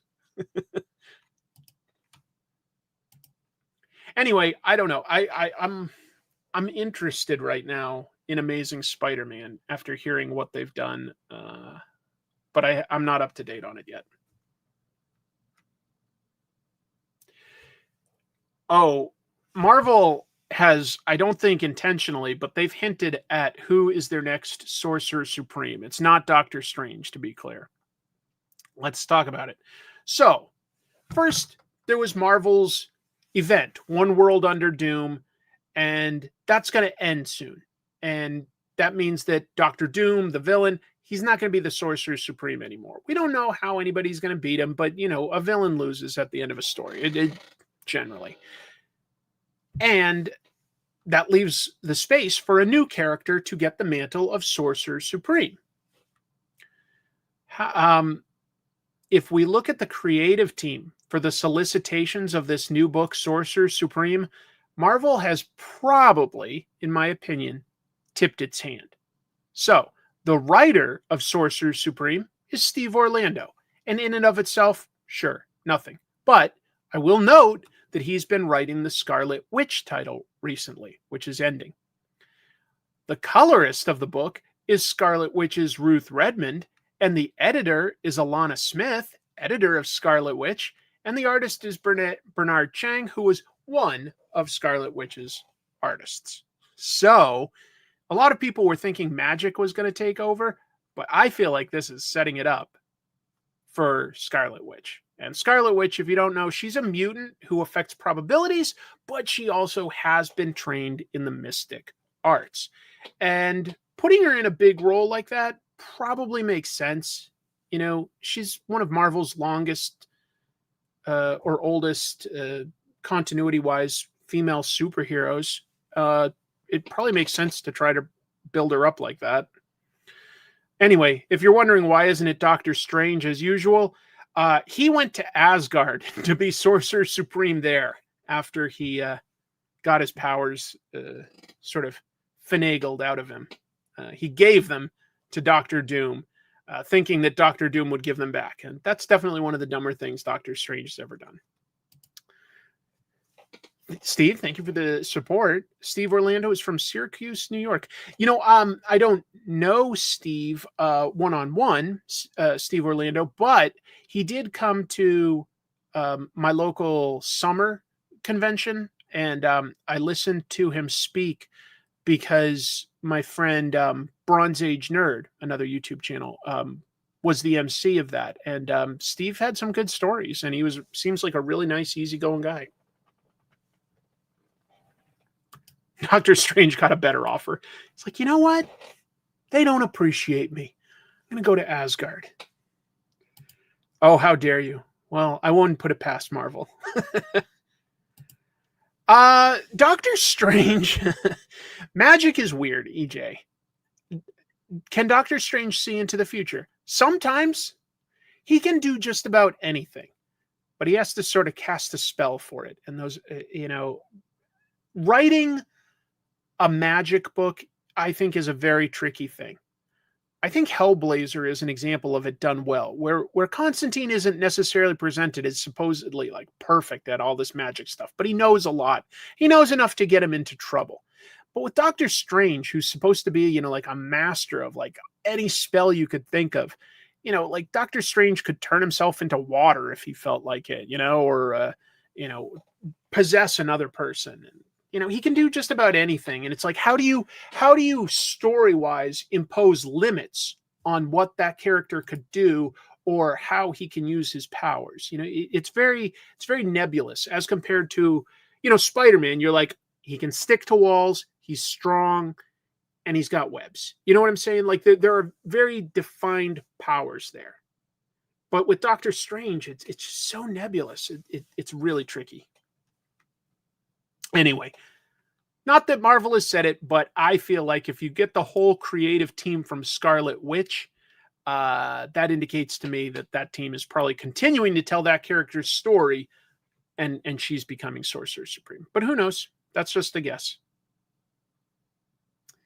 Pamela Anderson is working on Barb Wire again. Who here expected that? I would love to know if someone was like, I bet Pam Anderson is going to go back to barbed wire one day. Some of you don't even know what I'm talking about, which is fine. I'll lay out the details. Okay? I'll lay out the details. So first of all, Pamela Anderson starred in a live-action 1996 movie called Barbed Wire, and it was based on the Dark Horse comics by Chris Warner. She was a bounty hunter in a decrepit future, okay? Well, now she's returning to the character. Probably not what you're thinking, though, just to be clear. Anderson and her production company, which she runs with her two sons and has a really clever name. She's Pamela Anderson, while her production company with her sons is And Her Sons. Not bad. Not bad, Pamela. I didn't know that. That's a pretty clever name. They're producing a Barbed Wire TV adaptation. It would be a reboot. But they are working on that. If you don't know what it is, yeah. Barbara Kopetsky, a.k.a. Barbed Wire, is the baddest bounty hunter on the mean streets of Steel Harbor. 1993 or thereabouts, Dark Horse decided to create some sort of their attempt at like some mainstream superheroes. They'd already had some weird indie stuff, of course, and had popular licenses like Alien, Predator, done stuff with like Usagi Yojimbo and things like that. But they did things like Barbed Wire. There was a superhero kind of like a Batman character called X. There was Ghost, early book by Adam Hughes. Beautiful art. And there was this. Steve, Pamela Anderson was excellent in the new Naked Gun. I don't know stock.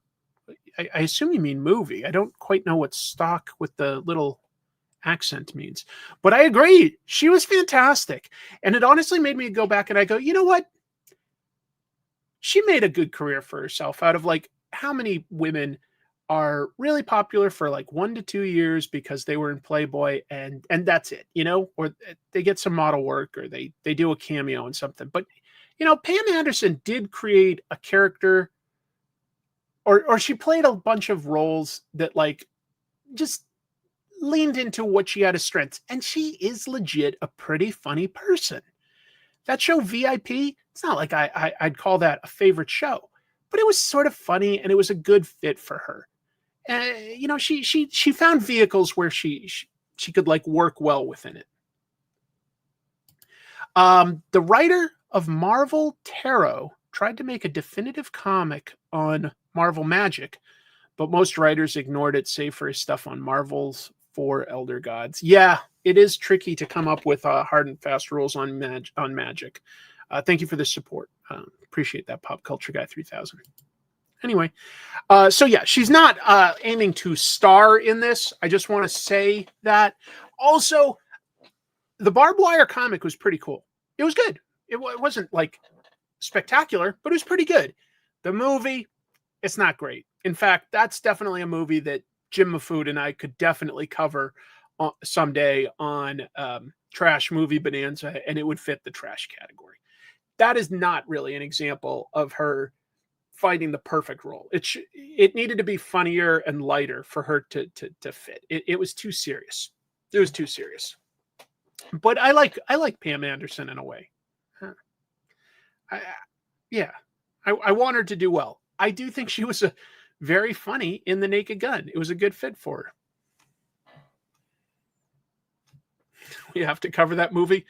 There's some other like sort of schlocky movies that we really love, but it could be fun someday to do Barbed Wire and just be like, oh, you know, that was an era, just to be clear, 96. Oh my God. Dark Horse made a lot of live action movies. We mostly remember The Mask because The Mask was a very different take on the material, but it was a very successful movie. But they also had Barbed Wire. They had Virus. There were some others that I'm not thinking of right now, but Tank Girl wasn't Dark Horse, but I think that there were some other Dark Horse movies that I'm just not thinking of right this. Oh yeah, Time Cop, exactly, Time Cop.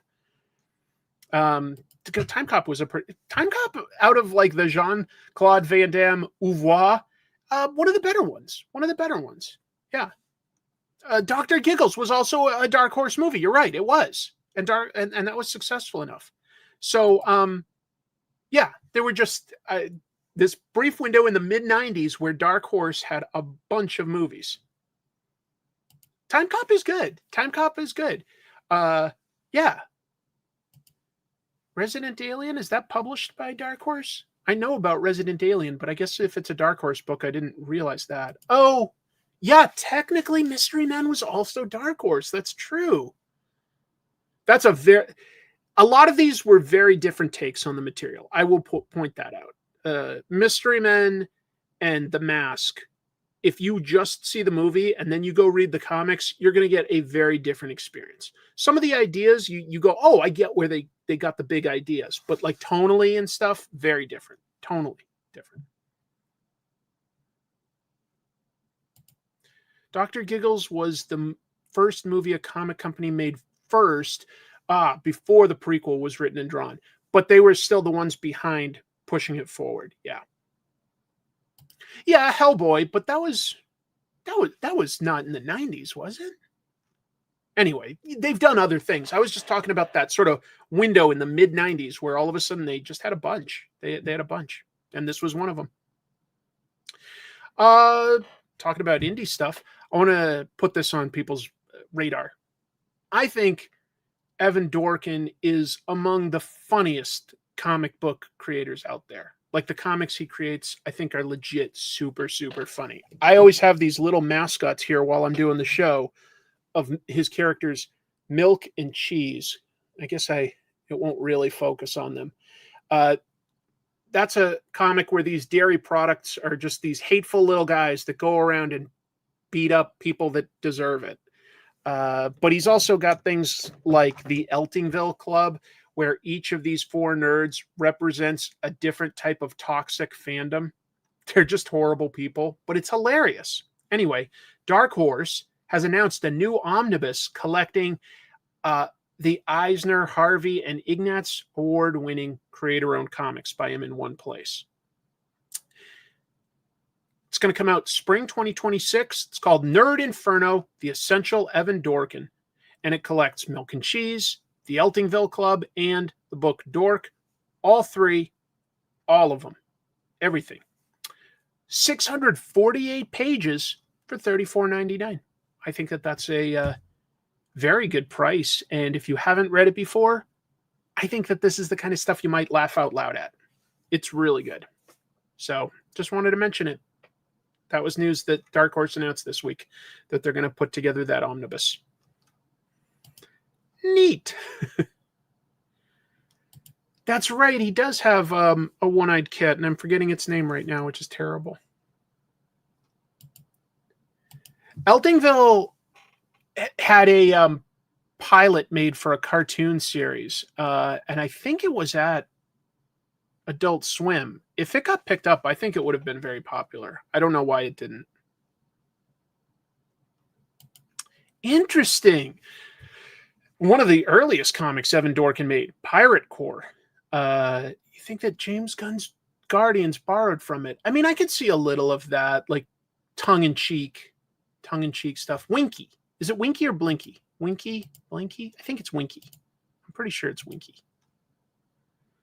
That's a nice name. Sometimes I think I'd love to have a kitty like that because I bet it would love being loved. Mark Silvestri is going to relaunch The Darkness.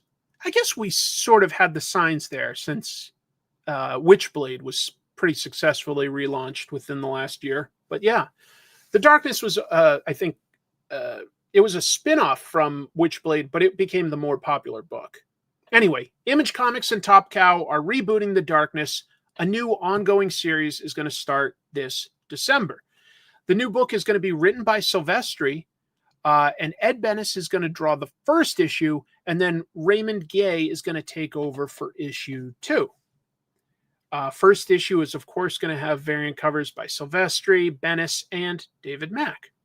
And if you don't know this stuff, I get it. I mean, it's kind of 90s comics, but The Darkness, within the lore, it's one of two primal forces. Okay. And it's hosted by this guy, Jackie Estacado. He's a former hitman. So he's got some darkness behind him, but he's trying to do the right thing.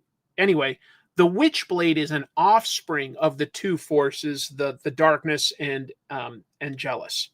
And I just already told you guys this, but yeah, Top Cow recently rebooted Witchblade. Quick super chat here I want to acknowledge. I still think The Mask could have made a spectacular open world sandbox game where you can choose to be good or evil 10 years ago when AAA games made money. Oh, sure. The Mask is awesome. And someday I'm going to do a deep dive on either The Mask or more likely I'd want to do it about artist Doug Monkey. But The Mask was a fun book to have discovered back in the day. You know, Darkness wasn't one that I really read back in the day. Oh, that's right. Ennis was involved in the original. I did forget about that. A couple people mentioning the games, and no, I haven't played those. I believe in a thing called love. The Darkness, right? That band. Are they still around, I wonder? What was that song they had that I was just riffing on? I Believe in a Thing Called Love. That was a funny music video. That was cool. Darkness and Witchblade are definitely super tightly in the same universe. And yeah, anyway. Boy, a bunch of people telling me that the games were great. I did not know that. Just thought I'd put this on people's radar, but it looks like a bunch of you know more than I do. That's great. Andrew Lincoln this week teased that he could return to Walking Dead. He seems to be up for it anyway. So he was on BBC One and he was promoting a play that he's doing over in England, The Lady from the Sea. Fair enough. Well, the host, Laura Kunzberg, I'm guessing, I don't know. She brought up how he was on Walking Dead for 9 years. And I think that they have a very different idea of TV over in England. They're like, oh my God, that's like the longest thing I've ever heard of. And you're like, we make shows for like 15 to 20 years if we can. And we'll do like 26 episodes a year if we can do it. But he talked about loving his time on that. And he said that he could return to the show. He said that he's currently engaged in conversations about it. Oh, wouldn't have expected that.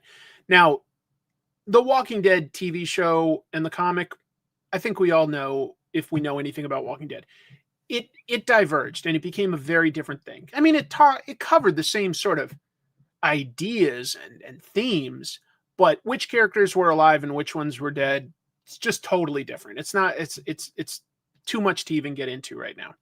But what form would that take? Well, just putting it on the record here, there are still 2 ongoing Walking Dead TV shows right now. There's Walking Dead Dead City. That's about to start its 3rd season. And Daryl Dixon is currently airing its 3rd season and has already been picked up for a 4th. So, what was it? Like, it might have already been like 2 years ago or something where Rick and Michonne came back for a limited series. They were reunited and they sort of had that. But those characters are alive and out there. Here's something deep in the weeds. And I doubt even the biggest Walking Dead fan necessarily knows this. But the most recent episode of Daryl Dixon featured the character Carol talking about a friend of hers. If you don't know, Daryl Dixon is set over in Europe, okay? And Daryl and Carol are over there. They're in Europe now. Carol mentioned that a friend of hers had a brother in Barcelona. And I was like, oh my God, that is a deep, deep pull that I never thought I'd see Walking Dead reference. But Rick Grimes has a brother, canonically, in the comics. There's a book called The Alien. It was a one-shot by Brian K. Vaughan and Marcos Martin, and it's all about Jeffrey Grimes, Rick's younger brother, who's over in Barcelona when everything starts going bad, and he's trying to get back to the United States. It's it's a really great one shot. If you want a little more Walking Dead and you were like, oh, there's Walking Dead that Robert Kirkman didn't write, there's one comic by somebody else. And I don't know, maybe that isn't necessarily a reference to Jeff Grimes, but maybe it is. Maybe they'll bump into him. I don't know. At one point, Andrew Lincoln was signed along with Denai Guerra, I hope I'm pronouncing her name right, to do a Walking Dead movie, but they pivoted and they turned it into a limited series. So there are no current plans for a Walking Dead movie. Yeah, that's what I was talking about just now. Well, look, you say he needs to work. Trust me.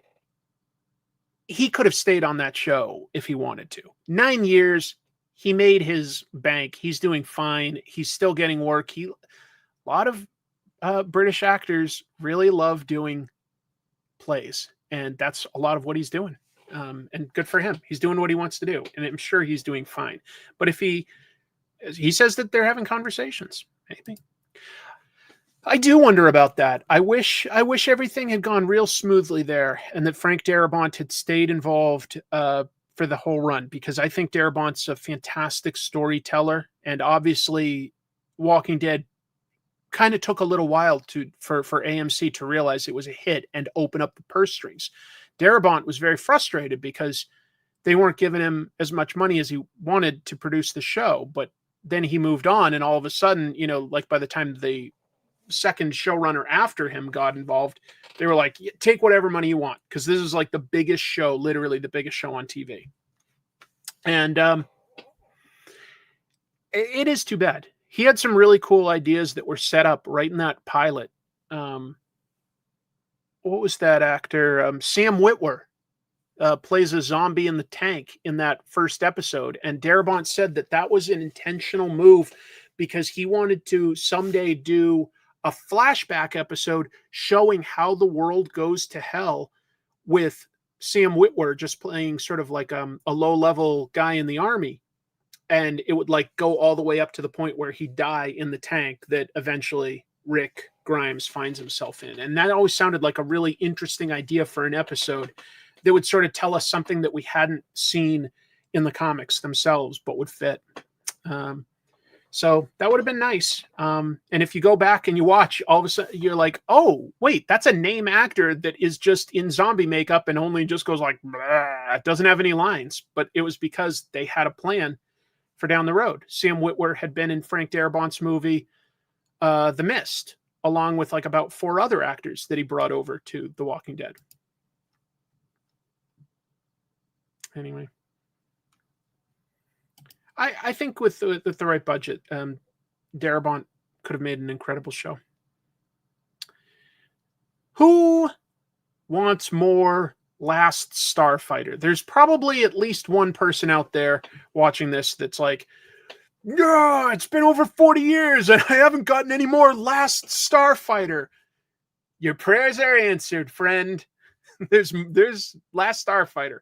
More than 40 years after the movie, Mad Cave is going to publish a brand new comic book series that picks up directly after the 1984 movie, The Last Starfighter. I have a soft spot in my heart for this movie. It is some of the first CG stuff for outer space. And it features an actor, and all of a sudden I'm forgetting his name. He was primarily a Broadway actor. He was the star of, oh geez, help me out, people. What's the movie that goes, oh, we got trouble right here in River City with a capital T and that rhymes with P and that stands for pool. Whatever that movie is, whatever that guy is that sings that song, he plays this mentor character in Last Starfighter. He's so over the top and bombastic and like projecting to the audience as though he's on stage, but I love him. I love him. Robert Preston, Music Man. Thank you for helping me, people. I was totally blanking. Music Man, I don't know. For some reason, sometimes I like musicals. I like the Music Man. It's a flim-flam man, and it is the direct inspiration for Conan O'Brien's Simpsons episode, The Monorail. So if you're ever curious where all that came from, I've sold monorails to North Haverbrook, and by gum, it put them on the map. The name's Langley, Lyle Langley. Oh, never mind. This is more of a Shelbyville idea. Anyway, I'm going off and talking about Simpsons and Music Man. Whatever. The actor, Preston, was in The Last Starfighter.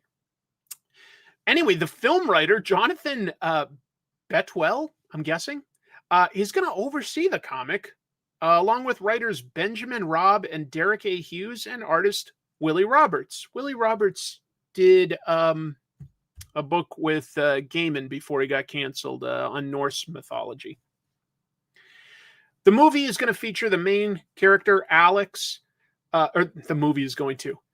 If you didn't see the movie, I'm describing it. The movie featured Alex winning the high score on an arcade game, Starfighter, and it turns out that that was actually a recruitment tool. That, like, there's this empire in space that's losing a galactic war, and they need a great starfighter. And so they've created this video game and put it on Earth just to keep track of it.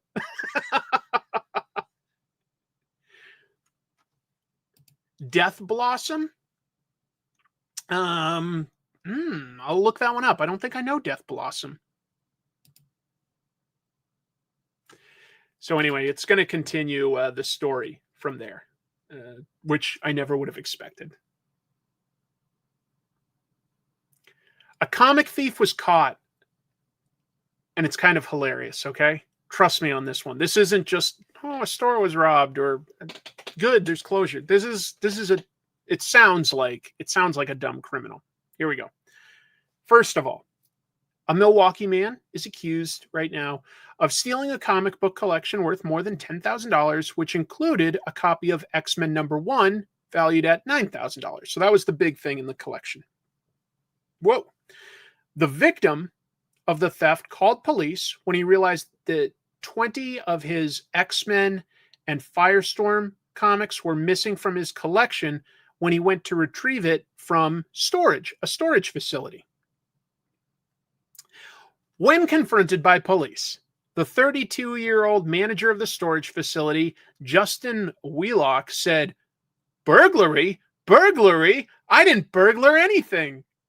And then he continued to say, quote, "Don't you have to break in for it to be a burglary? Like, that unit was open." Burglary? Who mentioned anything about a burglary? The police went there to ask the manager for questions, and he just went like, "You're calling out a burglary? Who brought up the word burglary?" It was open when I got here. It's like, yeah, well, you're the guy with the keys. Anyway, detectives found many of the stolen comics at Wheelock's residence, but not the first issue of X-Men. That was the valuable one, the first issue of X-Men, which had already been sold. Wheelock faces 20 years in prison. You crossed that $5,000 threshold, buddy. I think that moves it from, what is it, like misdemeanor to felony? Or maybe $10,000 is the magic number. I always forget. But there's a magic number where if you steal a certain amount, it goes from a misdemeanor, just maybe a slap on the wrist, maybe some sort of a nice deal where you just are on probation, to, yeah, you're probably going to serve some jail time. Yeeps. But I just thought that, like, his line was funny. Burglary? I didn't burglar anything. I didn't burglar anything. These are the quotes that the police have. I didn't burglar anything. Sounds like the Hamburglar at McDonald's.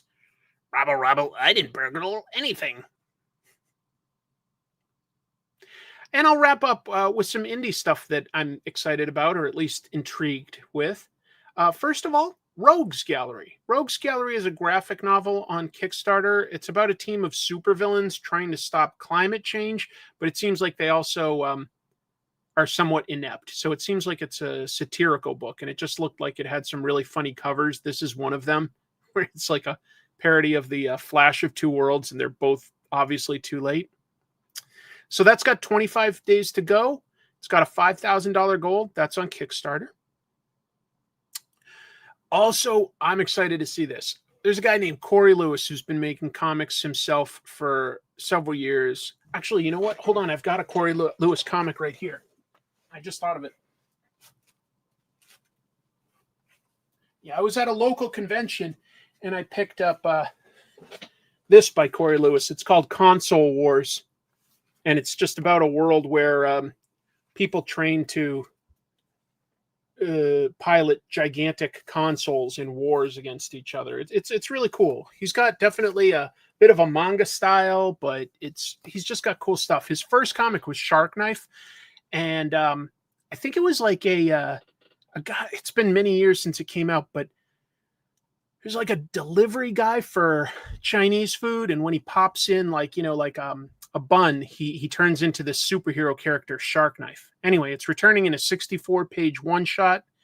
And this story, Fight Machine, is about Shark Knife struggling to stay in the real world as it becomes more artificial. And that's in a Kickstarter pre-launch page. So those are two indie things that I saw that I thought looked pretty good.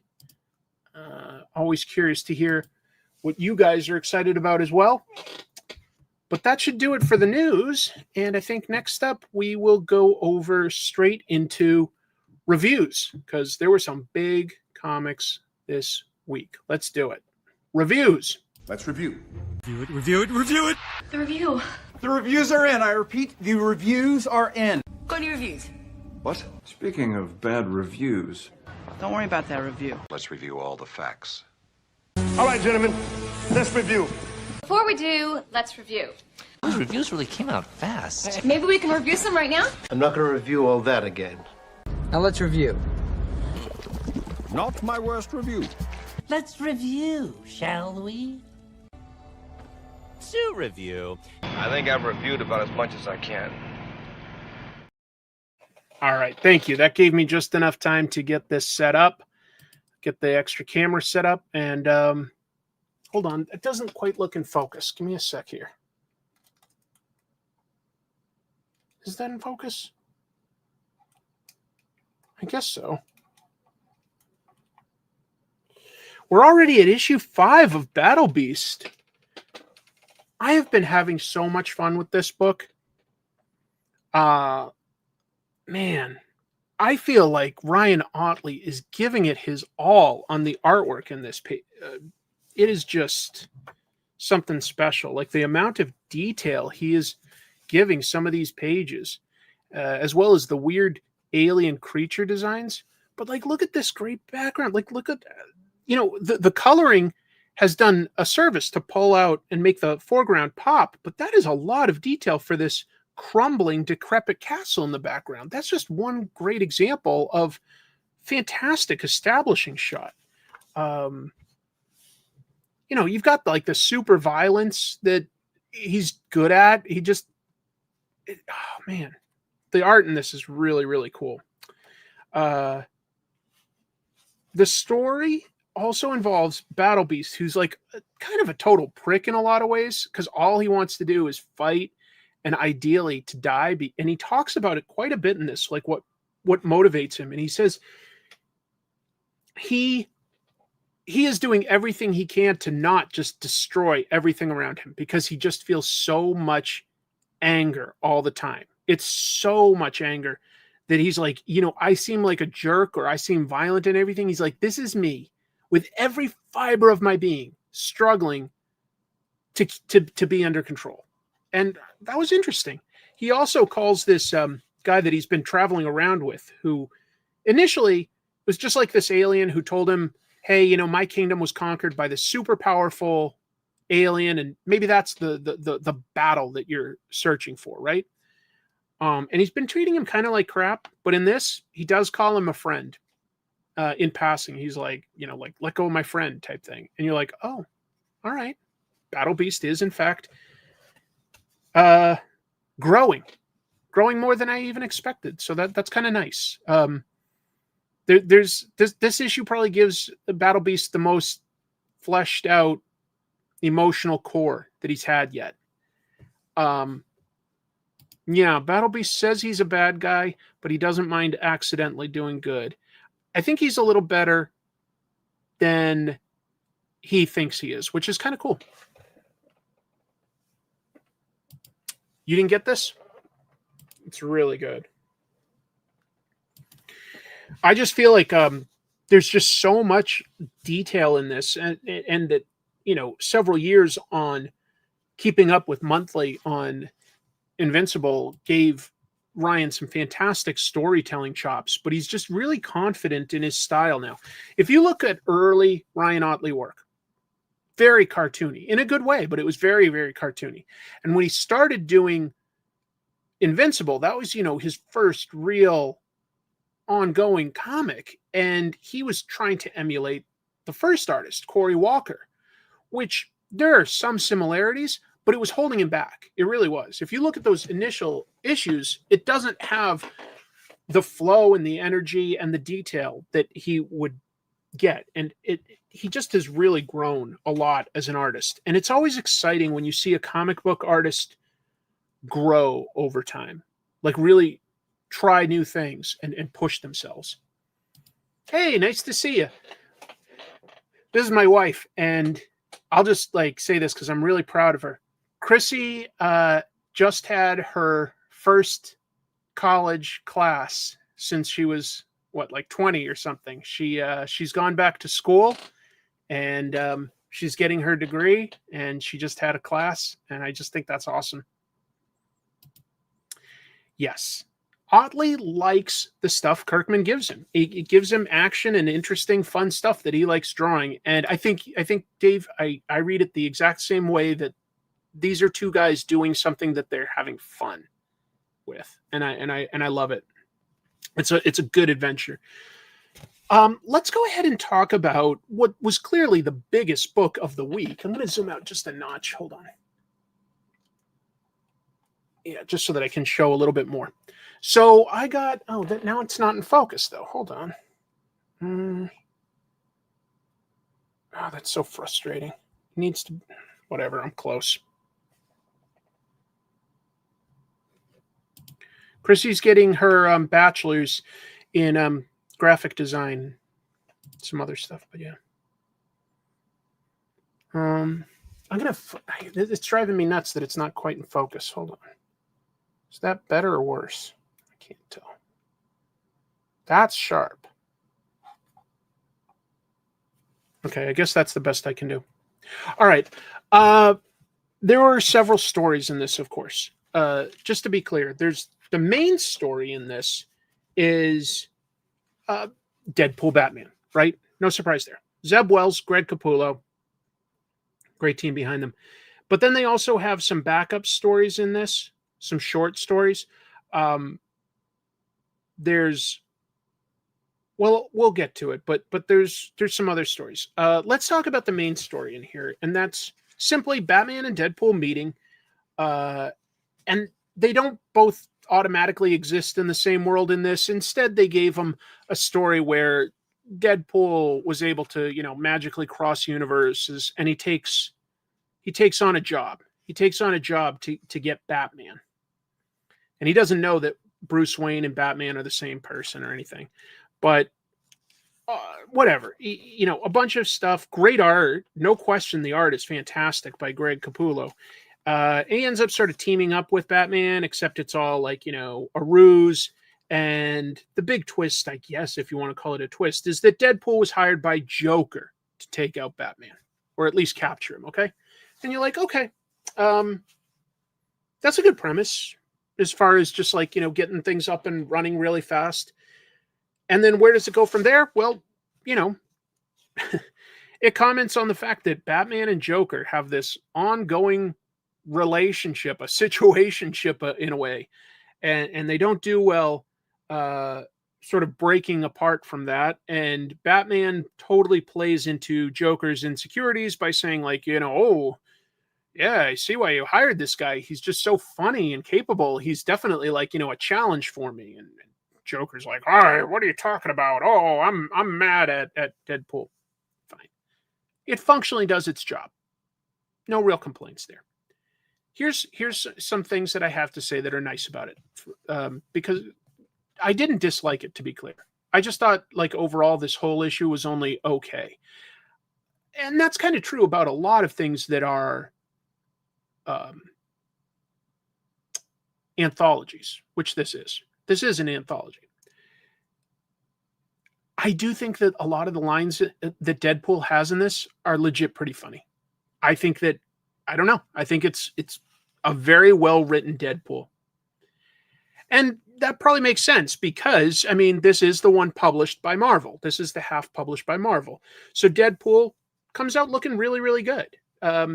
He ultimately sort of shows off his noble heart of gold and he's funny. This is a version of Batman where even when Batman seems like he's about to be defeated or has got a small loss, no, it was all calculated. This is a Batman who's thought through all the angles and he's manipulated everything to happen the way he wants. And that doesn't super interest me. I really like the way Batman was usually depicted on the 90s animated series. Did he have like great fighting skills and great detective skills? Absolutely. He could go up against, some really good martial artists or something, but he could also really get like wrecked by just a big, strong bruiser sometimes. He was not perfect and he couldn't always figure everything out. This is sort of a too perfect Batman, which is probably just a function of it being a relatively short story, but it's not the version of Batman that I absolutely love. But the artwork is great and Deadpool's funny. So ultimately, I'd give this something like at least a B+. At least a B+, maybe even an A- for what it has to do within this period of time. Probably a B+, okay? But let's talk about some of the other stories. We get Captain America, Wonder Woman. They just exist in the same world in this. Same thing with like just a cute comic of Jeff, the land shark, and Crypto, the super dog. We get Daredevil and Green Arrow written by Kevin Smith, who knows these characters. He's written really good runs on both of them with artwork by Adam Kubert. Great. We get a sort of a funny one of Rocket Raccoon and Green Lantern, a really short 3-page thing by Frank Miller of Old Man Logan and Batman, and a return to Amalgam, mixing together Wolverine or Logan and Lobo for Logo by Ryan North and Ryan Stegman, two people that I really like, and I talk about Ryan North's Fantastic Four all the time. But it is a very mixed bag, in my opinion, okay? Mixed bag. Captain America Wonder Woman by Chip Zdarsky and the Dodsons, Terry and Rachel. I loved it. It goes through their history as though that they knew each other in World War II and then got to reunite in modern day. And it's mostly about how they made each other better. They pulled each other back from going too far here and there, and they inspired each other to be the most noble versions of themselves. And I liked it. I really did. I was like, yeah, you know what? If these two characters existed together, they would bring out the best in each other. Maybe the best story in this comic. One of the top two, okay? This was an A to an A-. Very, very good story. I won't give it all away. This one, Kelly Thompson and Gurihiru, looks nice. It's basically just two animals playing with each other. Fine. I don't know what to say about it. It's well done for what it is, but it's very slight. I won't go into like any of it. Another top tier one though is the pretty short story of Daredevil and Green Arrow. And it starts with them in New York and they're each fighting the other's enemies. The Daredevil is battling the League of Shadows ninjas and Green Arrow is battling the Hand ninjas. And they basically end up crossing paths. It's a coincidence. Not much more to it than that, but there's a good mix of like what makes each character, talking about some similarities and some differences. There's a good use of a villain. Count Vertigo would obviously be a threat to both of them. And there's some clever references to each of their mythology. I don't want to give it all away. It's really fantastic. Again, it's either the Captain America Wonder Woman or Green Arrow Daredevil stories are the best in the issue. They're both short, but they're both great. Okay, just my opinion, but I thought that they were great. Let's see. Chip and Dodson's won the book for me. Cap Wonder Woman story has a lot of heart. I dug the Kevin Smith short story actually quite a bit. Me too. Yeah, ninjas all over the place. It was good. It was good. This is just a 2-page story, I guess, where Rocket Raccoon gets the Green Lantern ring and he's very immoral. And it's got a punchline with Hal Jordan being Parallax. I just didn't find it to be anything. I think it's like the worst in the issue, maybe. I feel bad saying that, but it's not great. And this one by Frank Miller, I'm like, okay. Art-wise, I'm okay with it, actually. Like, you know, he is trying something very visceral, very primal, very simplistic with lots of big blocky shapes. And it's just them fighting for 3 pages, okay? Whatever. And they both are each talking in their really over-the-top Frank Miller dialogue. But is there any sort of a twist or any meaning or anything to it?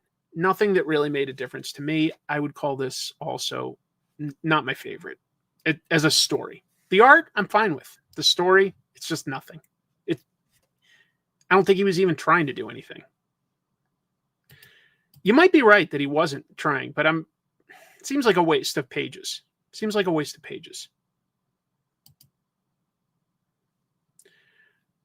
It's Miller time. I think the Frank Miller one would have worked better. Yeah, maybe it would have worked better in black and white. That's a very good point. The color doesn't really do this that much in terms of favors at all. Yeah. That was your favorite, the Green Arrow Daredevil. I totally appreciate it. And then finally, right? Yeah, let me just double check. Okay, yeah, there's Logo, the Wolverine Lobo amalgam character. And I usually love Ryan North. This story was just nothing to me. The only thing I liked in it was that there's a mixture of Thanos and Thanos, and he's got a helicopter. Fine. I'll always appreciate a joke at the Thanos copter. But it's just nothing. So it's a very mixed bag. I got this cover, by the way, because it's just Daniel Warren Johnson, and he drew 2 very big, prominent Jack Kirby characters, Thing and Big Barda, just punching each other. I liked it. Maybe I should have gotten one that has Batman and Deadpool on it so that you know what I'm looking at, but I liked it. I would only call this an average, like an above average comic, but I wouldn't call it exceptional.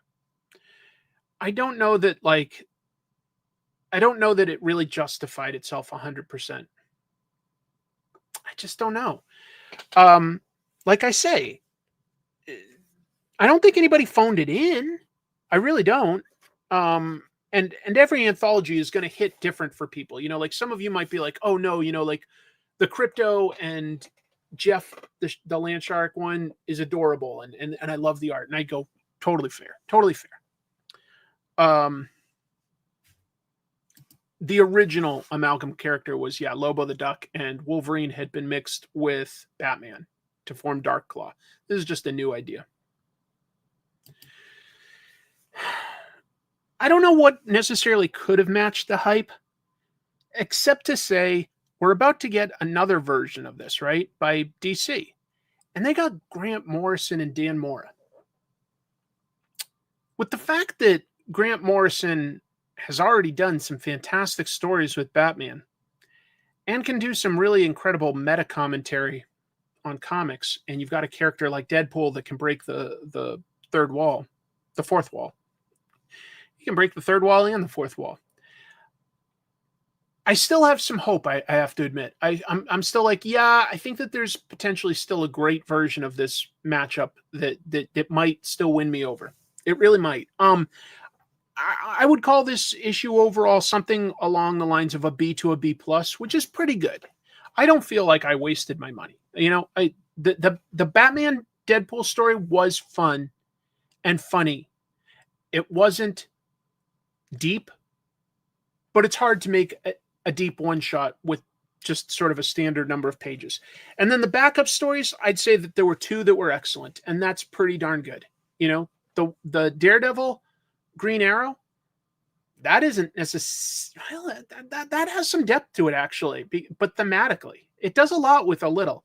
And the Wonder Woman Captain America, it just hit all the right notes for me.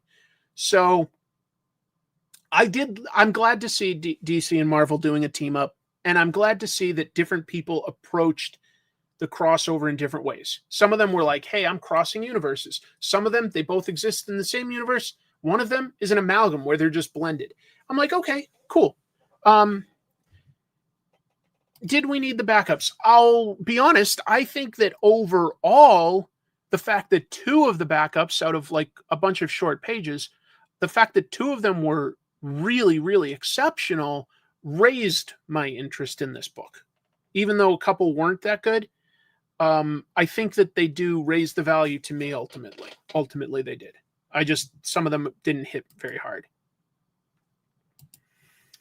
Grant's breaking of the fourth wall makes me excited about him telling a Deadpool story. This issue did have Deadpool saying he was going to need to spend some more time in the local area. Yeah. And I don't know if that will like sort of continue or if that's just a line hinting at more. I don't know. Am I the only one who wants to see a 3-way crossover between the Infinity Warps mini universe inside the Soul Stone, DC's Earth 32, or whichever is their own amalgam and the real amalgam? Yeah, you might be the only one that wants that. That is pretty complex. That is pretty complex. Jim Gordon was good in this. Jim Gordon was good.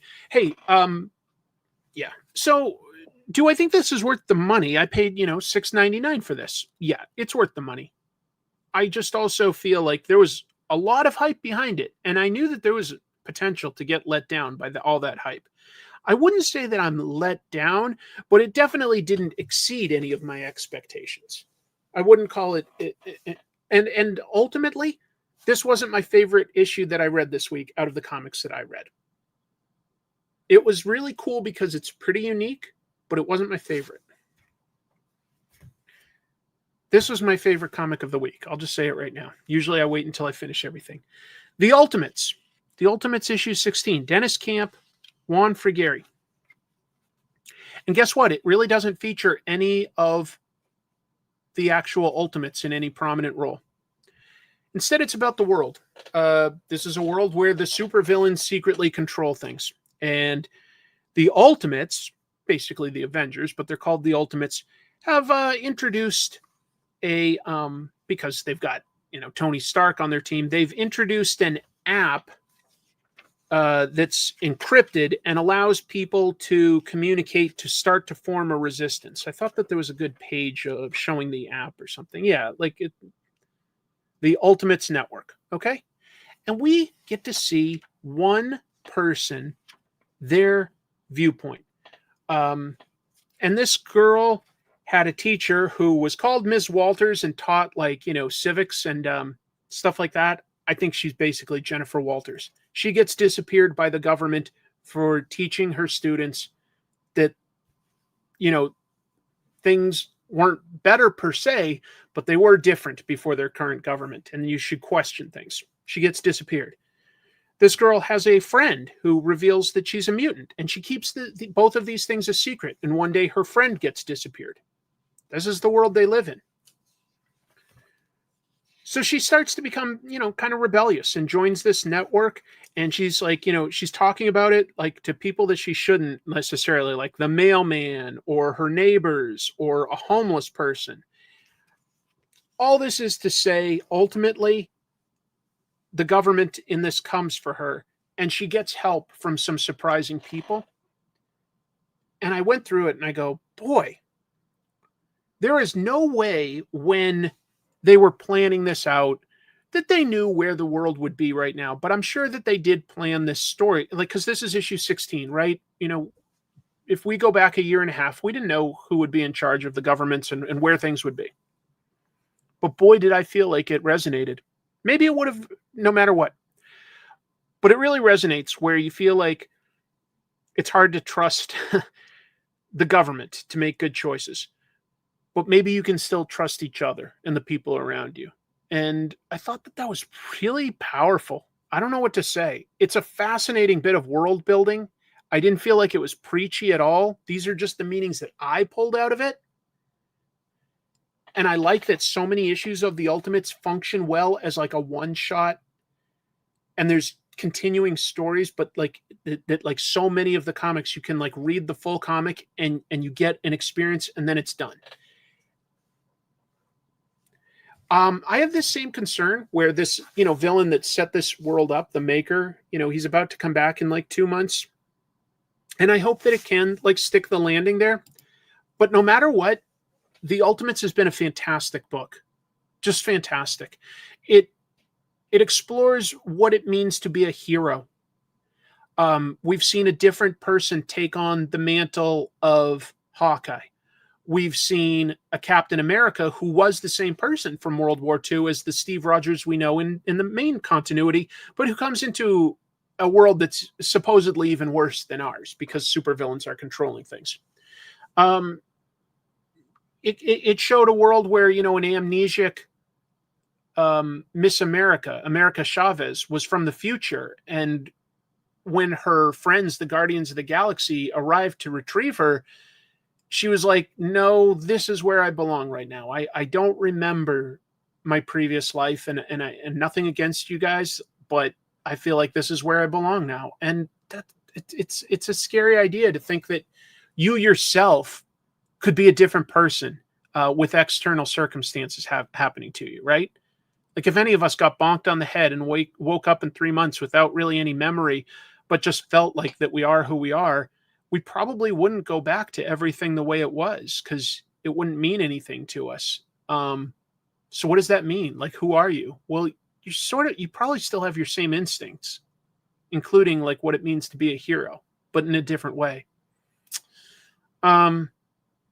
Anyway, I just got to say, I was surprised. This was my favorite issue of the week, but there were some other good comics.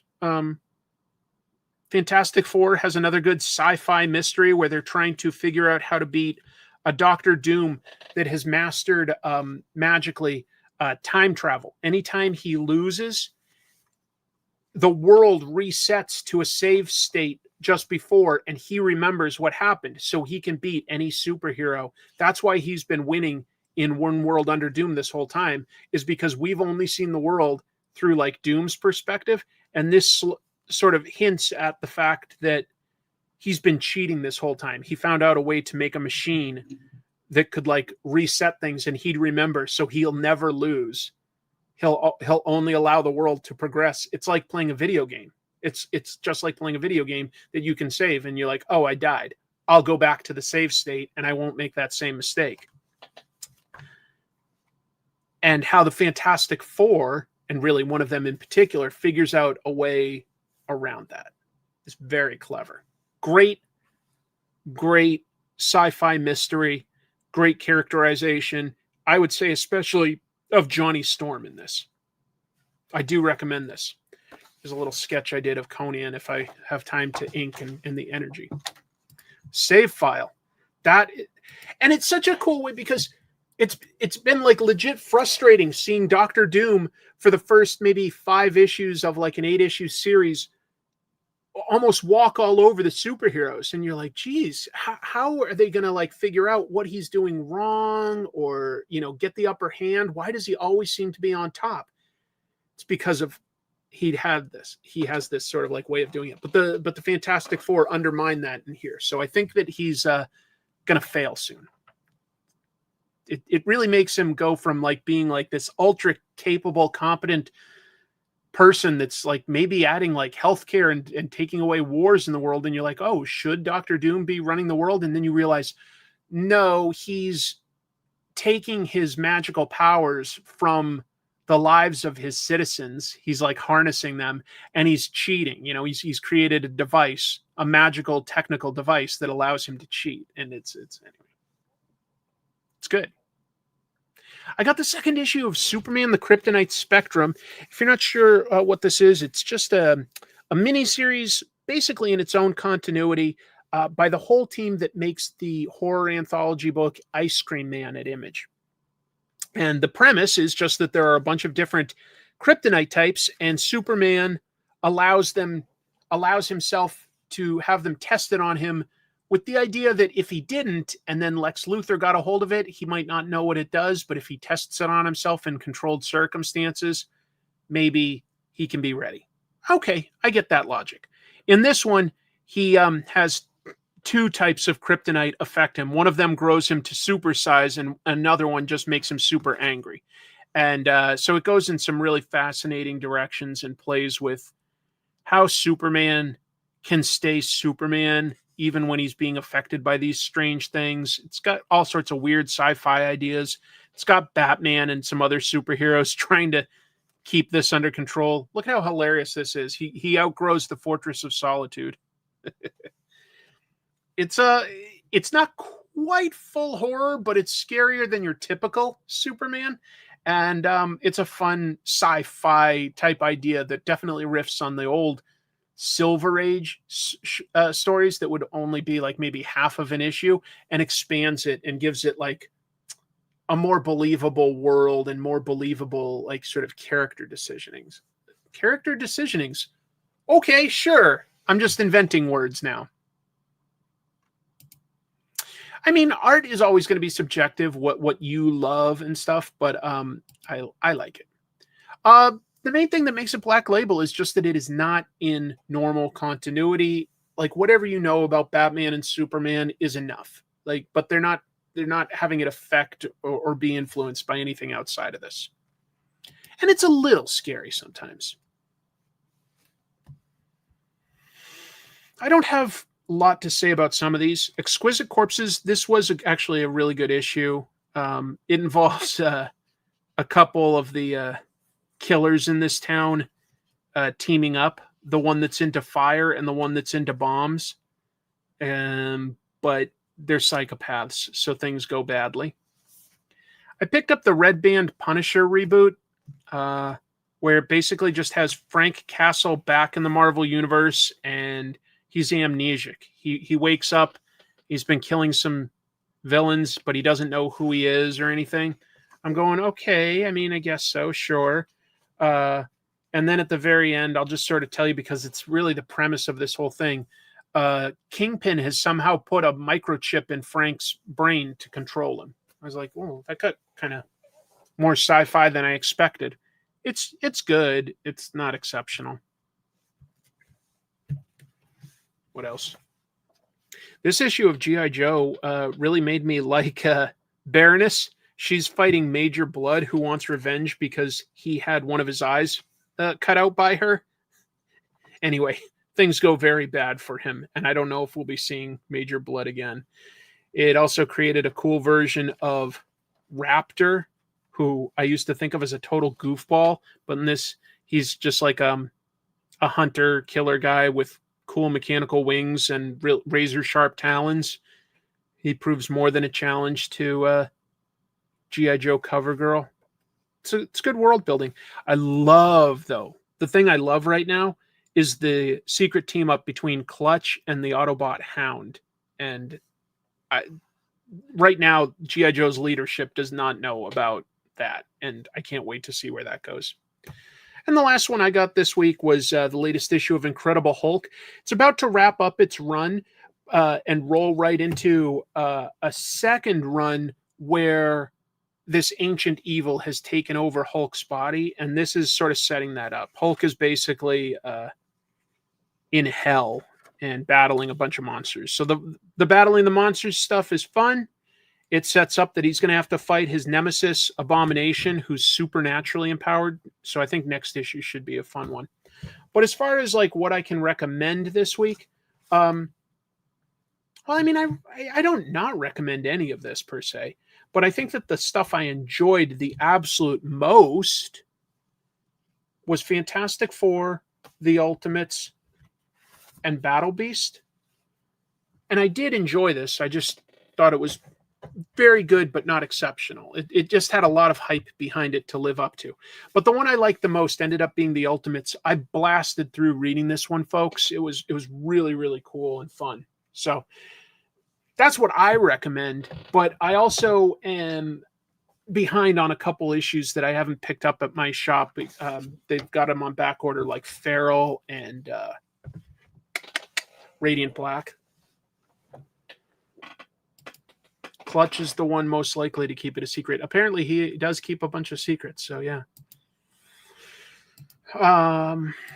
Let's see. Why are we still asking the 18+ question this many years into DC Black Label? I don't think Black Label is necessarily, exclusively meant to be adult. I think it's just meant to be out of continuity. Are there any Canadian G.I. Joes in continuity? No, not really. Not really. G.I. Joe, it depends, though. Unless you're talking about the toys. The 80s to 90s toy line by Hasbro actually did release different versions up in Canada. Well, they released different stickers. So instead of having a USA sticker, they would release Canadian flag stickers and stuff. And yeah, it was just like they'd brand the good guys as Canadians instead of Americans. But like as far as like the cartoon and like the comics and stuff, I'm not aware of any prominent Canadian heroes. They have teamed up with British and Russian sort of equivalents of G.I. Joe. And then I guess the first live action movie changed it to imply that it was like a global army. Like, you know, a lot of different nations contributed to it. So theoretically, you could have a Canadian member. Yeah, you could.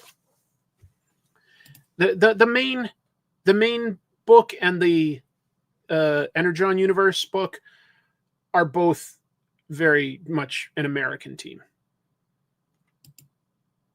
Yep. So the toys, they did make other versions, and of course there was the British version was Action Force. They released G.I. Joe figures in Japan. Didn't go very big there, but they do have, like, you know, Japanese versions. G.I. Joe has a weird bit of history. So basically, if you go back to the G.I. Joe design with Kung Fu Battle Grip from the 60s, Japanese company Takara licensed the make of those dolls so that you could have like the swivel arm battle grip and like things like that for their Microman line. And then eventually they made them smaller, which became licensed back here as Micronauts. But it does have ties to G.I. Joe, actually, which is kind of funny.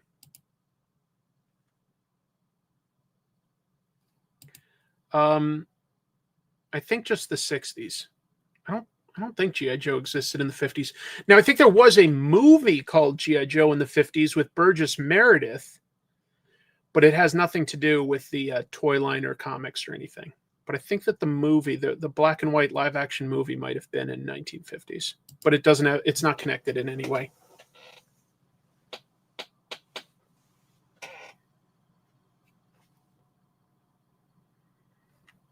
Thunderbirds are cool.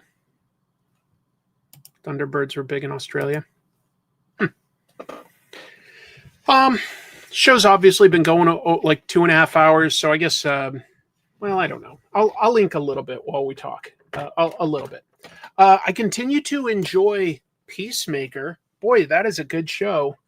They still haven't sort of like dropped a big twist about the alternate universe that Peacemaker likes and seems to prefer.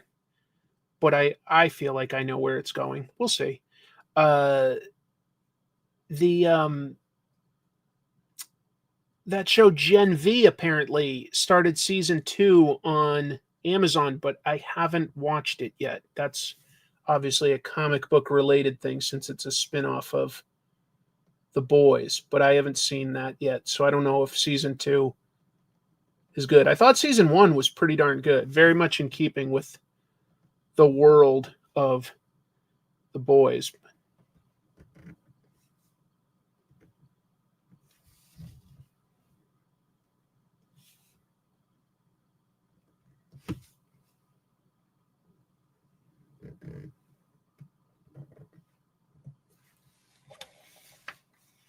Oh yeah, Alien Earth has been one of the better shows on right now. Yeah.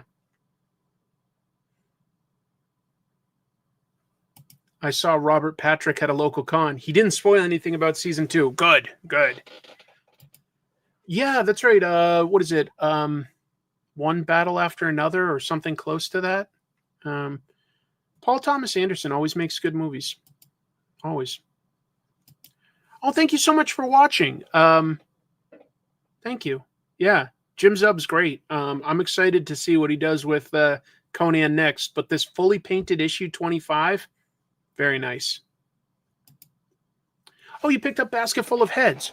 Loved it. Once again, your comments direct. Yeah, I didn't love the sequel for the record. It wasn't garbage or anything, but like it was called like Refrigerator Full of Heads, I want to say.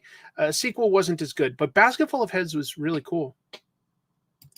Gen V Season 2 is consistent in tone with everything Amazon has done with the source material. Recommended if you enjoyed what's come before. All right, then I'd probably enjoy that. Trying to think if there's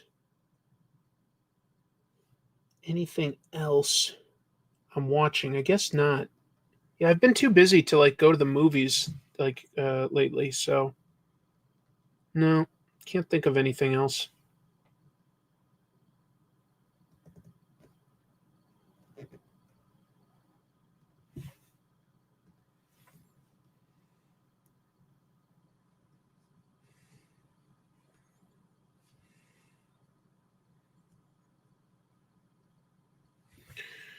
I should really only use this thick one for the exterior or foreground type lines. This pen. I've got one for thinner lines.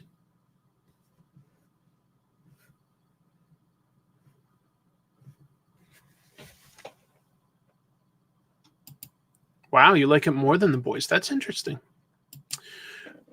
What music am I listening to these days? I wouldn't really say anything new, except at work, we do have like a Bluetooth speaker, and anyone can connect to it. So sometimes my younger coworkers are playing music that's new to me, but I'm not very good at remembering it yet. I'm going to have to hear some of the songs that they're playing a few more times before I pick up on what I like versus what I don't. So I am hearing some new stuff, but I don't know what it is yet. Oh, we've got like a state fair throughout the summer here, right, folks? And it has, all sorts of musical acts come through and play. And some of them are older and some of them are newer, all sorts of names. Like it's a weird variety, to be honest. But the other day, Ludacris was performing there. And one of my friends picks up some extra work working the merchandise table at the fair for these shows. And he said that Ludacris, again, I'm getting this secondhand, but he said that Ludacris came on and he only performed 8 songs and only 4 of them were his. The other 4 were covers. And I was like, oh my God, if that's true, I would feel so ripped off if I went to a concert, and that was all that was played yeah. I would say that mostly though, the music that I'm listening to, I tend to like mostly really, really love a lot of 80s new wave, but lately I've been listening to a lot of early to mid 90s alternative stuff. I don't know. That's just what I'm listening to these days. Yeah, I did hear that. That was unfortunate, but I don't think it was super serious. Tom Holland apparently did get a concussion in a stunt this week while doing Spider-Man 4, but he also did go out to some sort of public event that night, and they're just giving him like 2 or 3 days off. So I don't think it's super serious. Ludacris got a pilot license. Hopefully he's better at that than Harrison Ford. There was this era where Harrison Ford kept crashing his planes into golf courses. We were just like, he's crashing his planes. He was like breaking his legs on the set of like Star Wars movies and stuff. And it was just like Somebody protect Harrison Ford.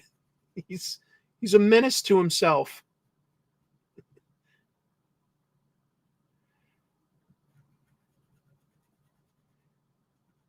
Well, I'm pretty excited to be going up to New York and Boston pretty soon. Going to go to New York in a couple weeks to see my friend's wedding. He asked me to do a speech. I'm a little nervous about it because I'm trying to I want to do a good job is all. I don't mind public speaking, but I want to say a few words that actually mean something and aren't just meaningless if I get up there and if you ask me to do that. And then after the wedding, I'm going to go up and see my family in Massachusetts for a week. And then I'll be coming back to New York to go to New York Comic-Con for a couple days with Chrissy and with that friend of mine from college who's getting married and with his daughter and his new wife. And yeah, we always have a good time going every year. My friend Evan and I have been going to New York Comic-Con since it started. We've gone to all of them together. It's awesome.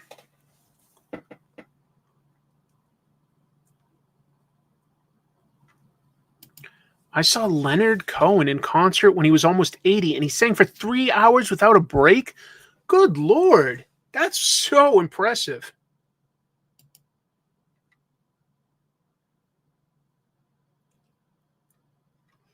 If Tom Cruise was cast in the DCU, which role would fit him more, Jay Garrick Flash or Mr. Miracle? I think he's too old for Mr. Miracle. I always thought of Scott Free as a younger guy than where Tom Cruise is. Somebody from the Golden Age that's a legacy character, maybe. If I'm choosing between those two, I'll go with Jay Garrick, but I think I'd cast him more as a different hero, like Wildcat or somebody. I don't know. He wouldn't do it. I'm just saying that, as far as what he'd fit.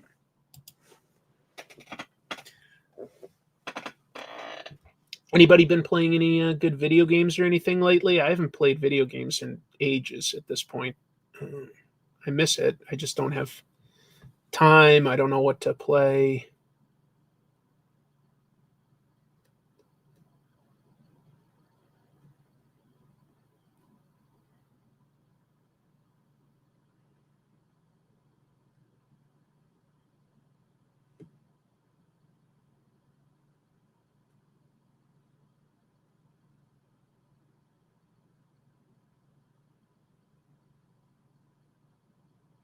Are there any comics themed games coming out anytime soon?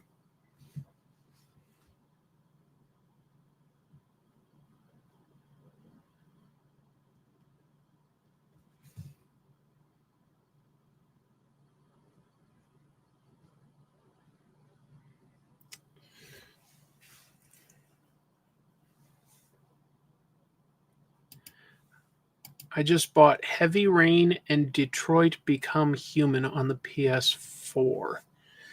Are those also on PS5? That's what I've got. I don't get to play it nearly enough. I mostly play whatever my nephews want to play, so mostly Lego Star Wars, Kirby games, Smash, and Pikmin 3 Deluxe. I know the Lego one. The others I don't really. Is Ghost of Yotei basically a sequel to Ghosts of Tsushima? My friend, I doubt he's still in here, but Chuck worked on that one. But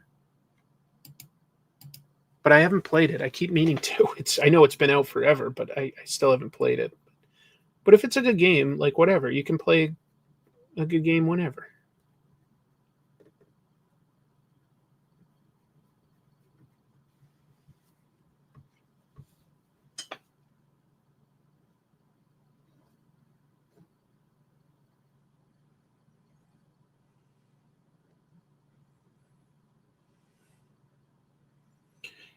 I gotta admit, maybe it's just that we're talking about comic book related things, but now I've got the theme from Peacemaker Season 2 playing in my head, that Oh Julian song. It's really catchy in its own way, especially if you've heard it a few times. It just becomes catchier and catchier.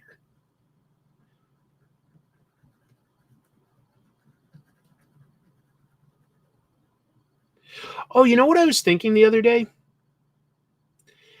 On Peacemaker, Michael Rooker plays a character who is not in the comics. He plays Red Saint Wild, I think is his name, Red Saint Wild, and he's supposed to be an eagle hunter, which most people think of him as a piece of crap because who would hunt an eagle?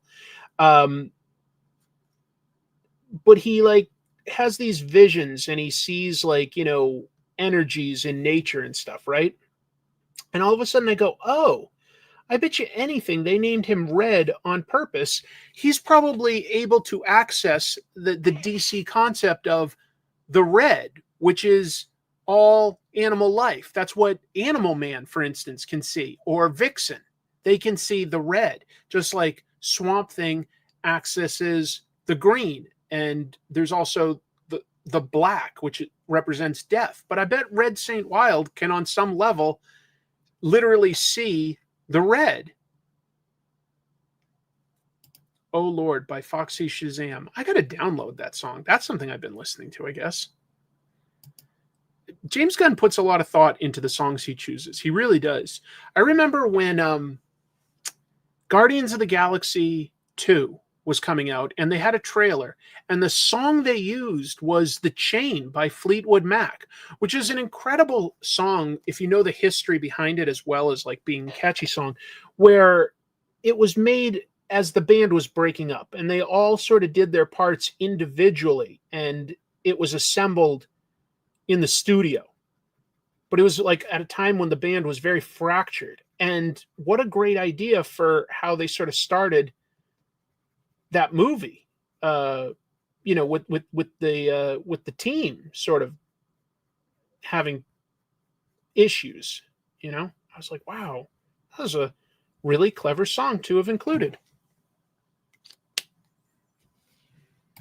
There was an episode of Bravest Warriors called Puppetyville Horror. I don't know that show, but that sounds funny. Foxy Shazam is a good band. I'll have to listen to them then. Beast Boy's costume is deep red. You know, I never watched that show, Titans, but I did see a clip on YouTube of, I guess, probably at the very end of Titans where Beast Boy accessed the red and it let him look into like parallel universes. And they actually got Grant Morrison to play himself doing a riff on his gag from his run on Animal Man, where he looks at the reader, or in this case, the viewer, and says, "Can you see me?" I was like, that's clever. That's nice.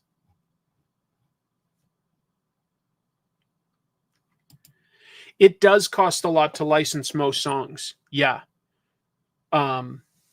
Sometimes it can cost a little less to get a cover of it. So sometimes you'll watch a cheap movie and you're like, how can they afford that song? And it's because it's a cover, which can sometimes literally cost less, even though it sounds very similar. It just means that the band that covered it is probably making hardly anything off of it, and the money's going to the original songwriter. But yeah, that makes sense, especially for TV. I mean, because you have to think ahead and go like, okay, they're not just buying the rights to play this song anymore for like this week.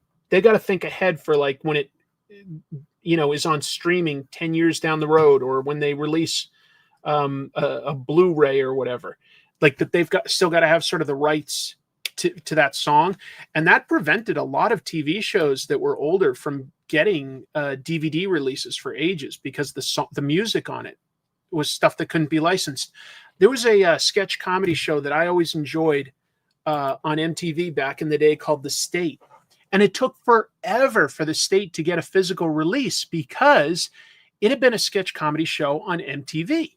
MTV could play just about any music at the time, so the show constantly had current cool music in the background. But now it was like 20 30, or to 30 years later, and they wanted to release it on DVD, and it costs money to license those songs.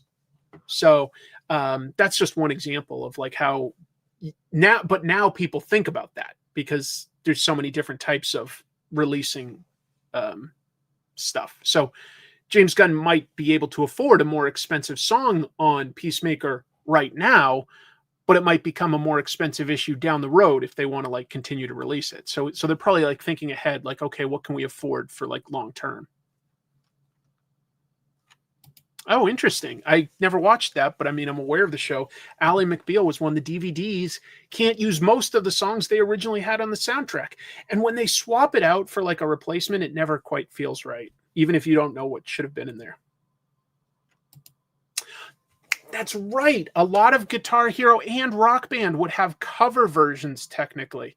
And you're like, oh, this sounds just a little bit different. And there was a reason for that. Yeah.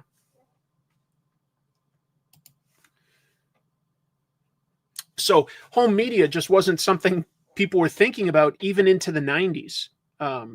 It just wasn't things they were thinking ahead on. So it creates issues.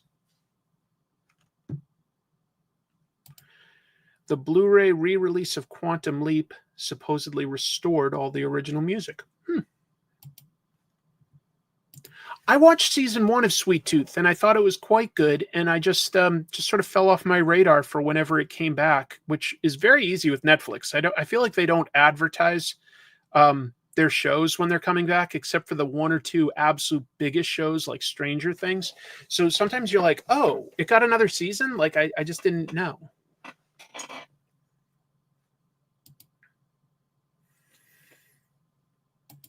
I've definitely watched the YouTube channel for Middle-Aged Dad Jam Band. Looks like they have a lot of fun together, which is awesome. So let me think. I'm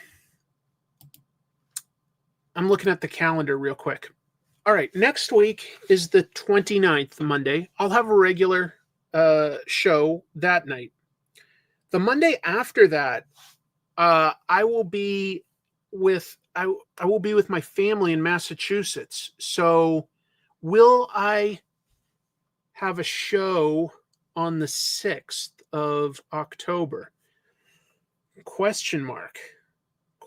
And then I fly home, I believe, on the 13th. So another question mark. I will try. There'll be a show next week for sure. But then the next 2 are sort of question marks as to like what I can fit in. I'll figure it out. Let's see. Thank you for the super chat. Tuned in late because I just got home from the bar. Thank you for the hungover content to watch tomorrow. I hope you enjoy it. Take care of yourself. Drink lots of water. What else? Oh, I am very close to finishing up the next comic tropes. I am very close to it. I still need maybe like 1 full day in the editing chair, and I can have it done. So I work my day job the next 2 days, which means I'll probably only be able to fit in a couple hours of editing at the end of the day. So I might have it done by Friday. Which I know is already getting close to the next weekend. Yeah, frustrating. I really thought that I could have it done by this past weekend, but it just wasn't. It just taken longer time to edit. Let's see. Sounds like you need 2-week vacation. Just streams or visit comic book stores. Sort of, except like, I'm traveling for actual things. Like I'm visiting, well, I'm doing a wedding specifically. That's why I'm flying out. Then I'm visiting my family that I haven't seen for like over a year. And then I'm going to New York Comic Con. So that doesn't leave a lot of extra time to fit in streaming or anything. Yeah. Michael Golden. If you would like to, Gene, if you would like to, we could set something up when I visit and do a show that night. I mean, it starts later, so I'd probably have already had like, dinner with mom and everything by then. So maybe we will do a show on the 6th. Sean, nice to see you. I think you're going to be at New York Comic Con, right? I think I saw that you were going to be there. I will definitely try to say hello. Hopefully you'll be at your table when I come by. But no, I can't stay for Baltimore. But Baltimore is a really good show. I'll call it a medium-sized show. It's not as big as New York or San Diego, but you know what's great? I always felt that it was very comic book focused. I always really, really appreciated how Baltimore, like, because I lived in the DC area for 10 years and I liked Baltimore Comic-Con, and I liked SPX. Is it a thing where you can get a student to help take care of the editing?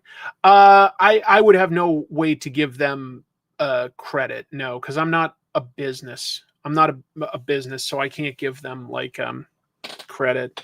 And here's the thing. Oh, okay. Yeah, right. You weren't tabling, but you it said that you were signing at like somebody's booth or something, I think. Well, I'll look for you, Sean. I really admire your work and your work ethic and your kindness when you drop by. So I will keep my eye open, and hopefully I see you. Yeah. Let's see. What was just asked that I was forgetting about? Jim guest host. That's a lot to put on somebody to gather all the news and review comics and everything. Anything you'd like from Baltimore Comic-Con? I'm returning, first time in 6 years. I don't know what's there this year, so I wouldn't have anything to know what I'd ask about. You joke. I wonder what After Dark would be like hosting with Jim. There's a small chance you guys could see something like that's even bigger. I don't know if he's still in the chat, but my friend Dave, West Coast Dave Vengers, and Jim Mafood are actually both going back to Japan at the end of the year. Somewhere in I don't know if it's November or December. But they're flying out from here, and we were talking about, getting together on a Monday night. And I was like, oh, will I do a show? And then I was like, well, wait a minute. I go, what if I, got my house cleaned up for guests and had West Coast Dave Vengers and Jim Mafood sit in and do the Monday show with me? Like, we'd all riff on the news and the comics that came out. And we'd get like takeout, or I'd cook for them or something. So if they were up for that, that could be a lot of fun. I think that could be a lot of fun to just have guests one time. And if my sister is serious about wanting to sit in with me, Jean grew up with me, and I'm the older brother, so she often did a lot of the stuff that I was into, So she's very she's actually very up to date with the same sort of shows and movies and stuff like that. Might not read all the same comics, but definitely did read comics growing up. She read a lot of Archie and a lot of Wonder Woman. And she knows plenty about that stuff. So if she's serious about it, I think it would be fun to do with my sister. I think it would be fun too. It's sort of asking a lot of a guest to stay for, obviously I go almost 3 hours sometimes, but I think it would be a lot of fun to have somebody that I know really well sit in with me physically, not just on the screen, but like physically with me. I think it would be a lot of fun if people are up for it. I'm willing to do the extra work to prepare a show like that. I would definitely consider watching The Island of Dr. Moreau. That is a fascinating behind-the-scenes movie. The Val Kilmer, Marlon Brando movie. What a weird behind-the-scenes story that movie has. Yeah, that just made me sad to realize that Val Kilmer's no longer with us. Val Kilmer was pretty cool. You guys may remember, Val Kilmer played the villain in the comedy movie MacGruber. And he actually became friends with Will Forte, the SNL star that played MacGruber. And at one point, he lived with Will Forte for like at least a month as just a house guest. He was just like looking for a place to crash while he was between owning houses or something. And he lived with him. And Will Forte has just these charming, bizarre stories of like Val Kilmer as a weird house guest. Like he threw like a bunch of pillows into the washing machine one time. I'm probably not remembering the story quite right. And he washed it and then he forgot about it. So they like got all like musty and moldy. But he was good at comedy. a really handsome guy when he was young in movies like Batman and Tombstone and stuff like that. He was a cool dude. Anyway, I'm kind of rambling at this point because I'm having fun. I love talking to everybody. If any of you are in New York, I don't have a table or anything like that, but, I'm going to be there Saturday and Sunday is my current plan at New York Comic Con. And again, this is in 3 weeks from now. But, message me on a social media app if you're actually there and maybe I'll be able to say hello. I'll definitely try to say hello to anybody that wants to. But just keep in mind that on Saturday, I'll be with a bunch of people, like my friend Evan and his family and my wife. So Saturday is trickier, but I'll do my best. Anyway, KFBR 392, KFBR 392, KFBR 392. It's a joke from MacGruber. All right, I'm going to take off, folks. Have a fantastic week. Thank you for everything. And you know what I'm going to tell you? Keep reading comics. Bye. See you soon.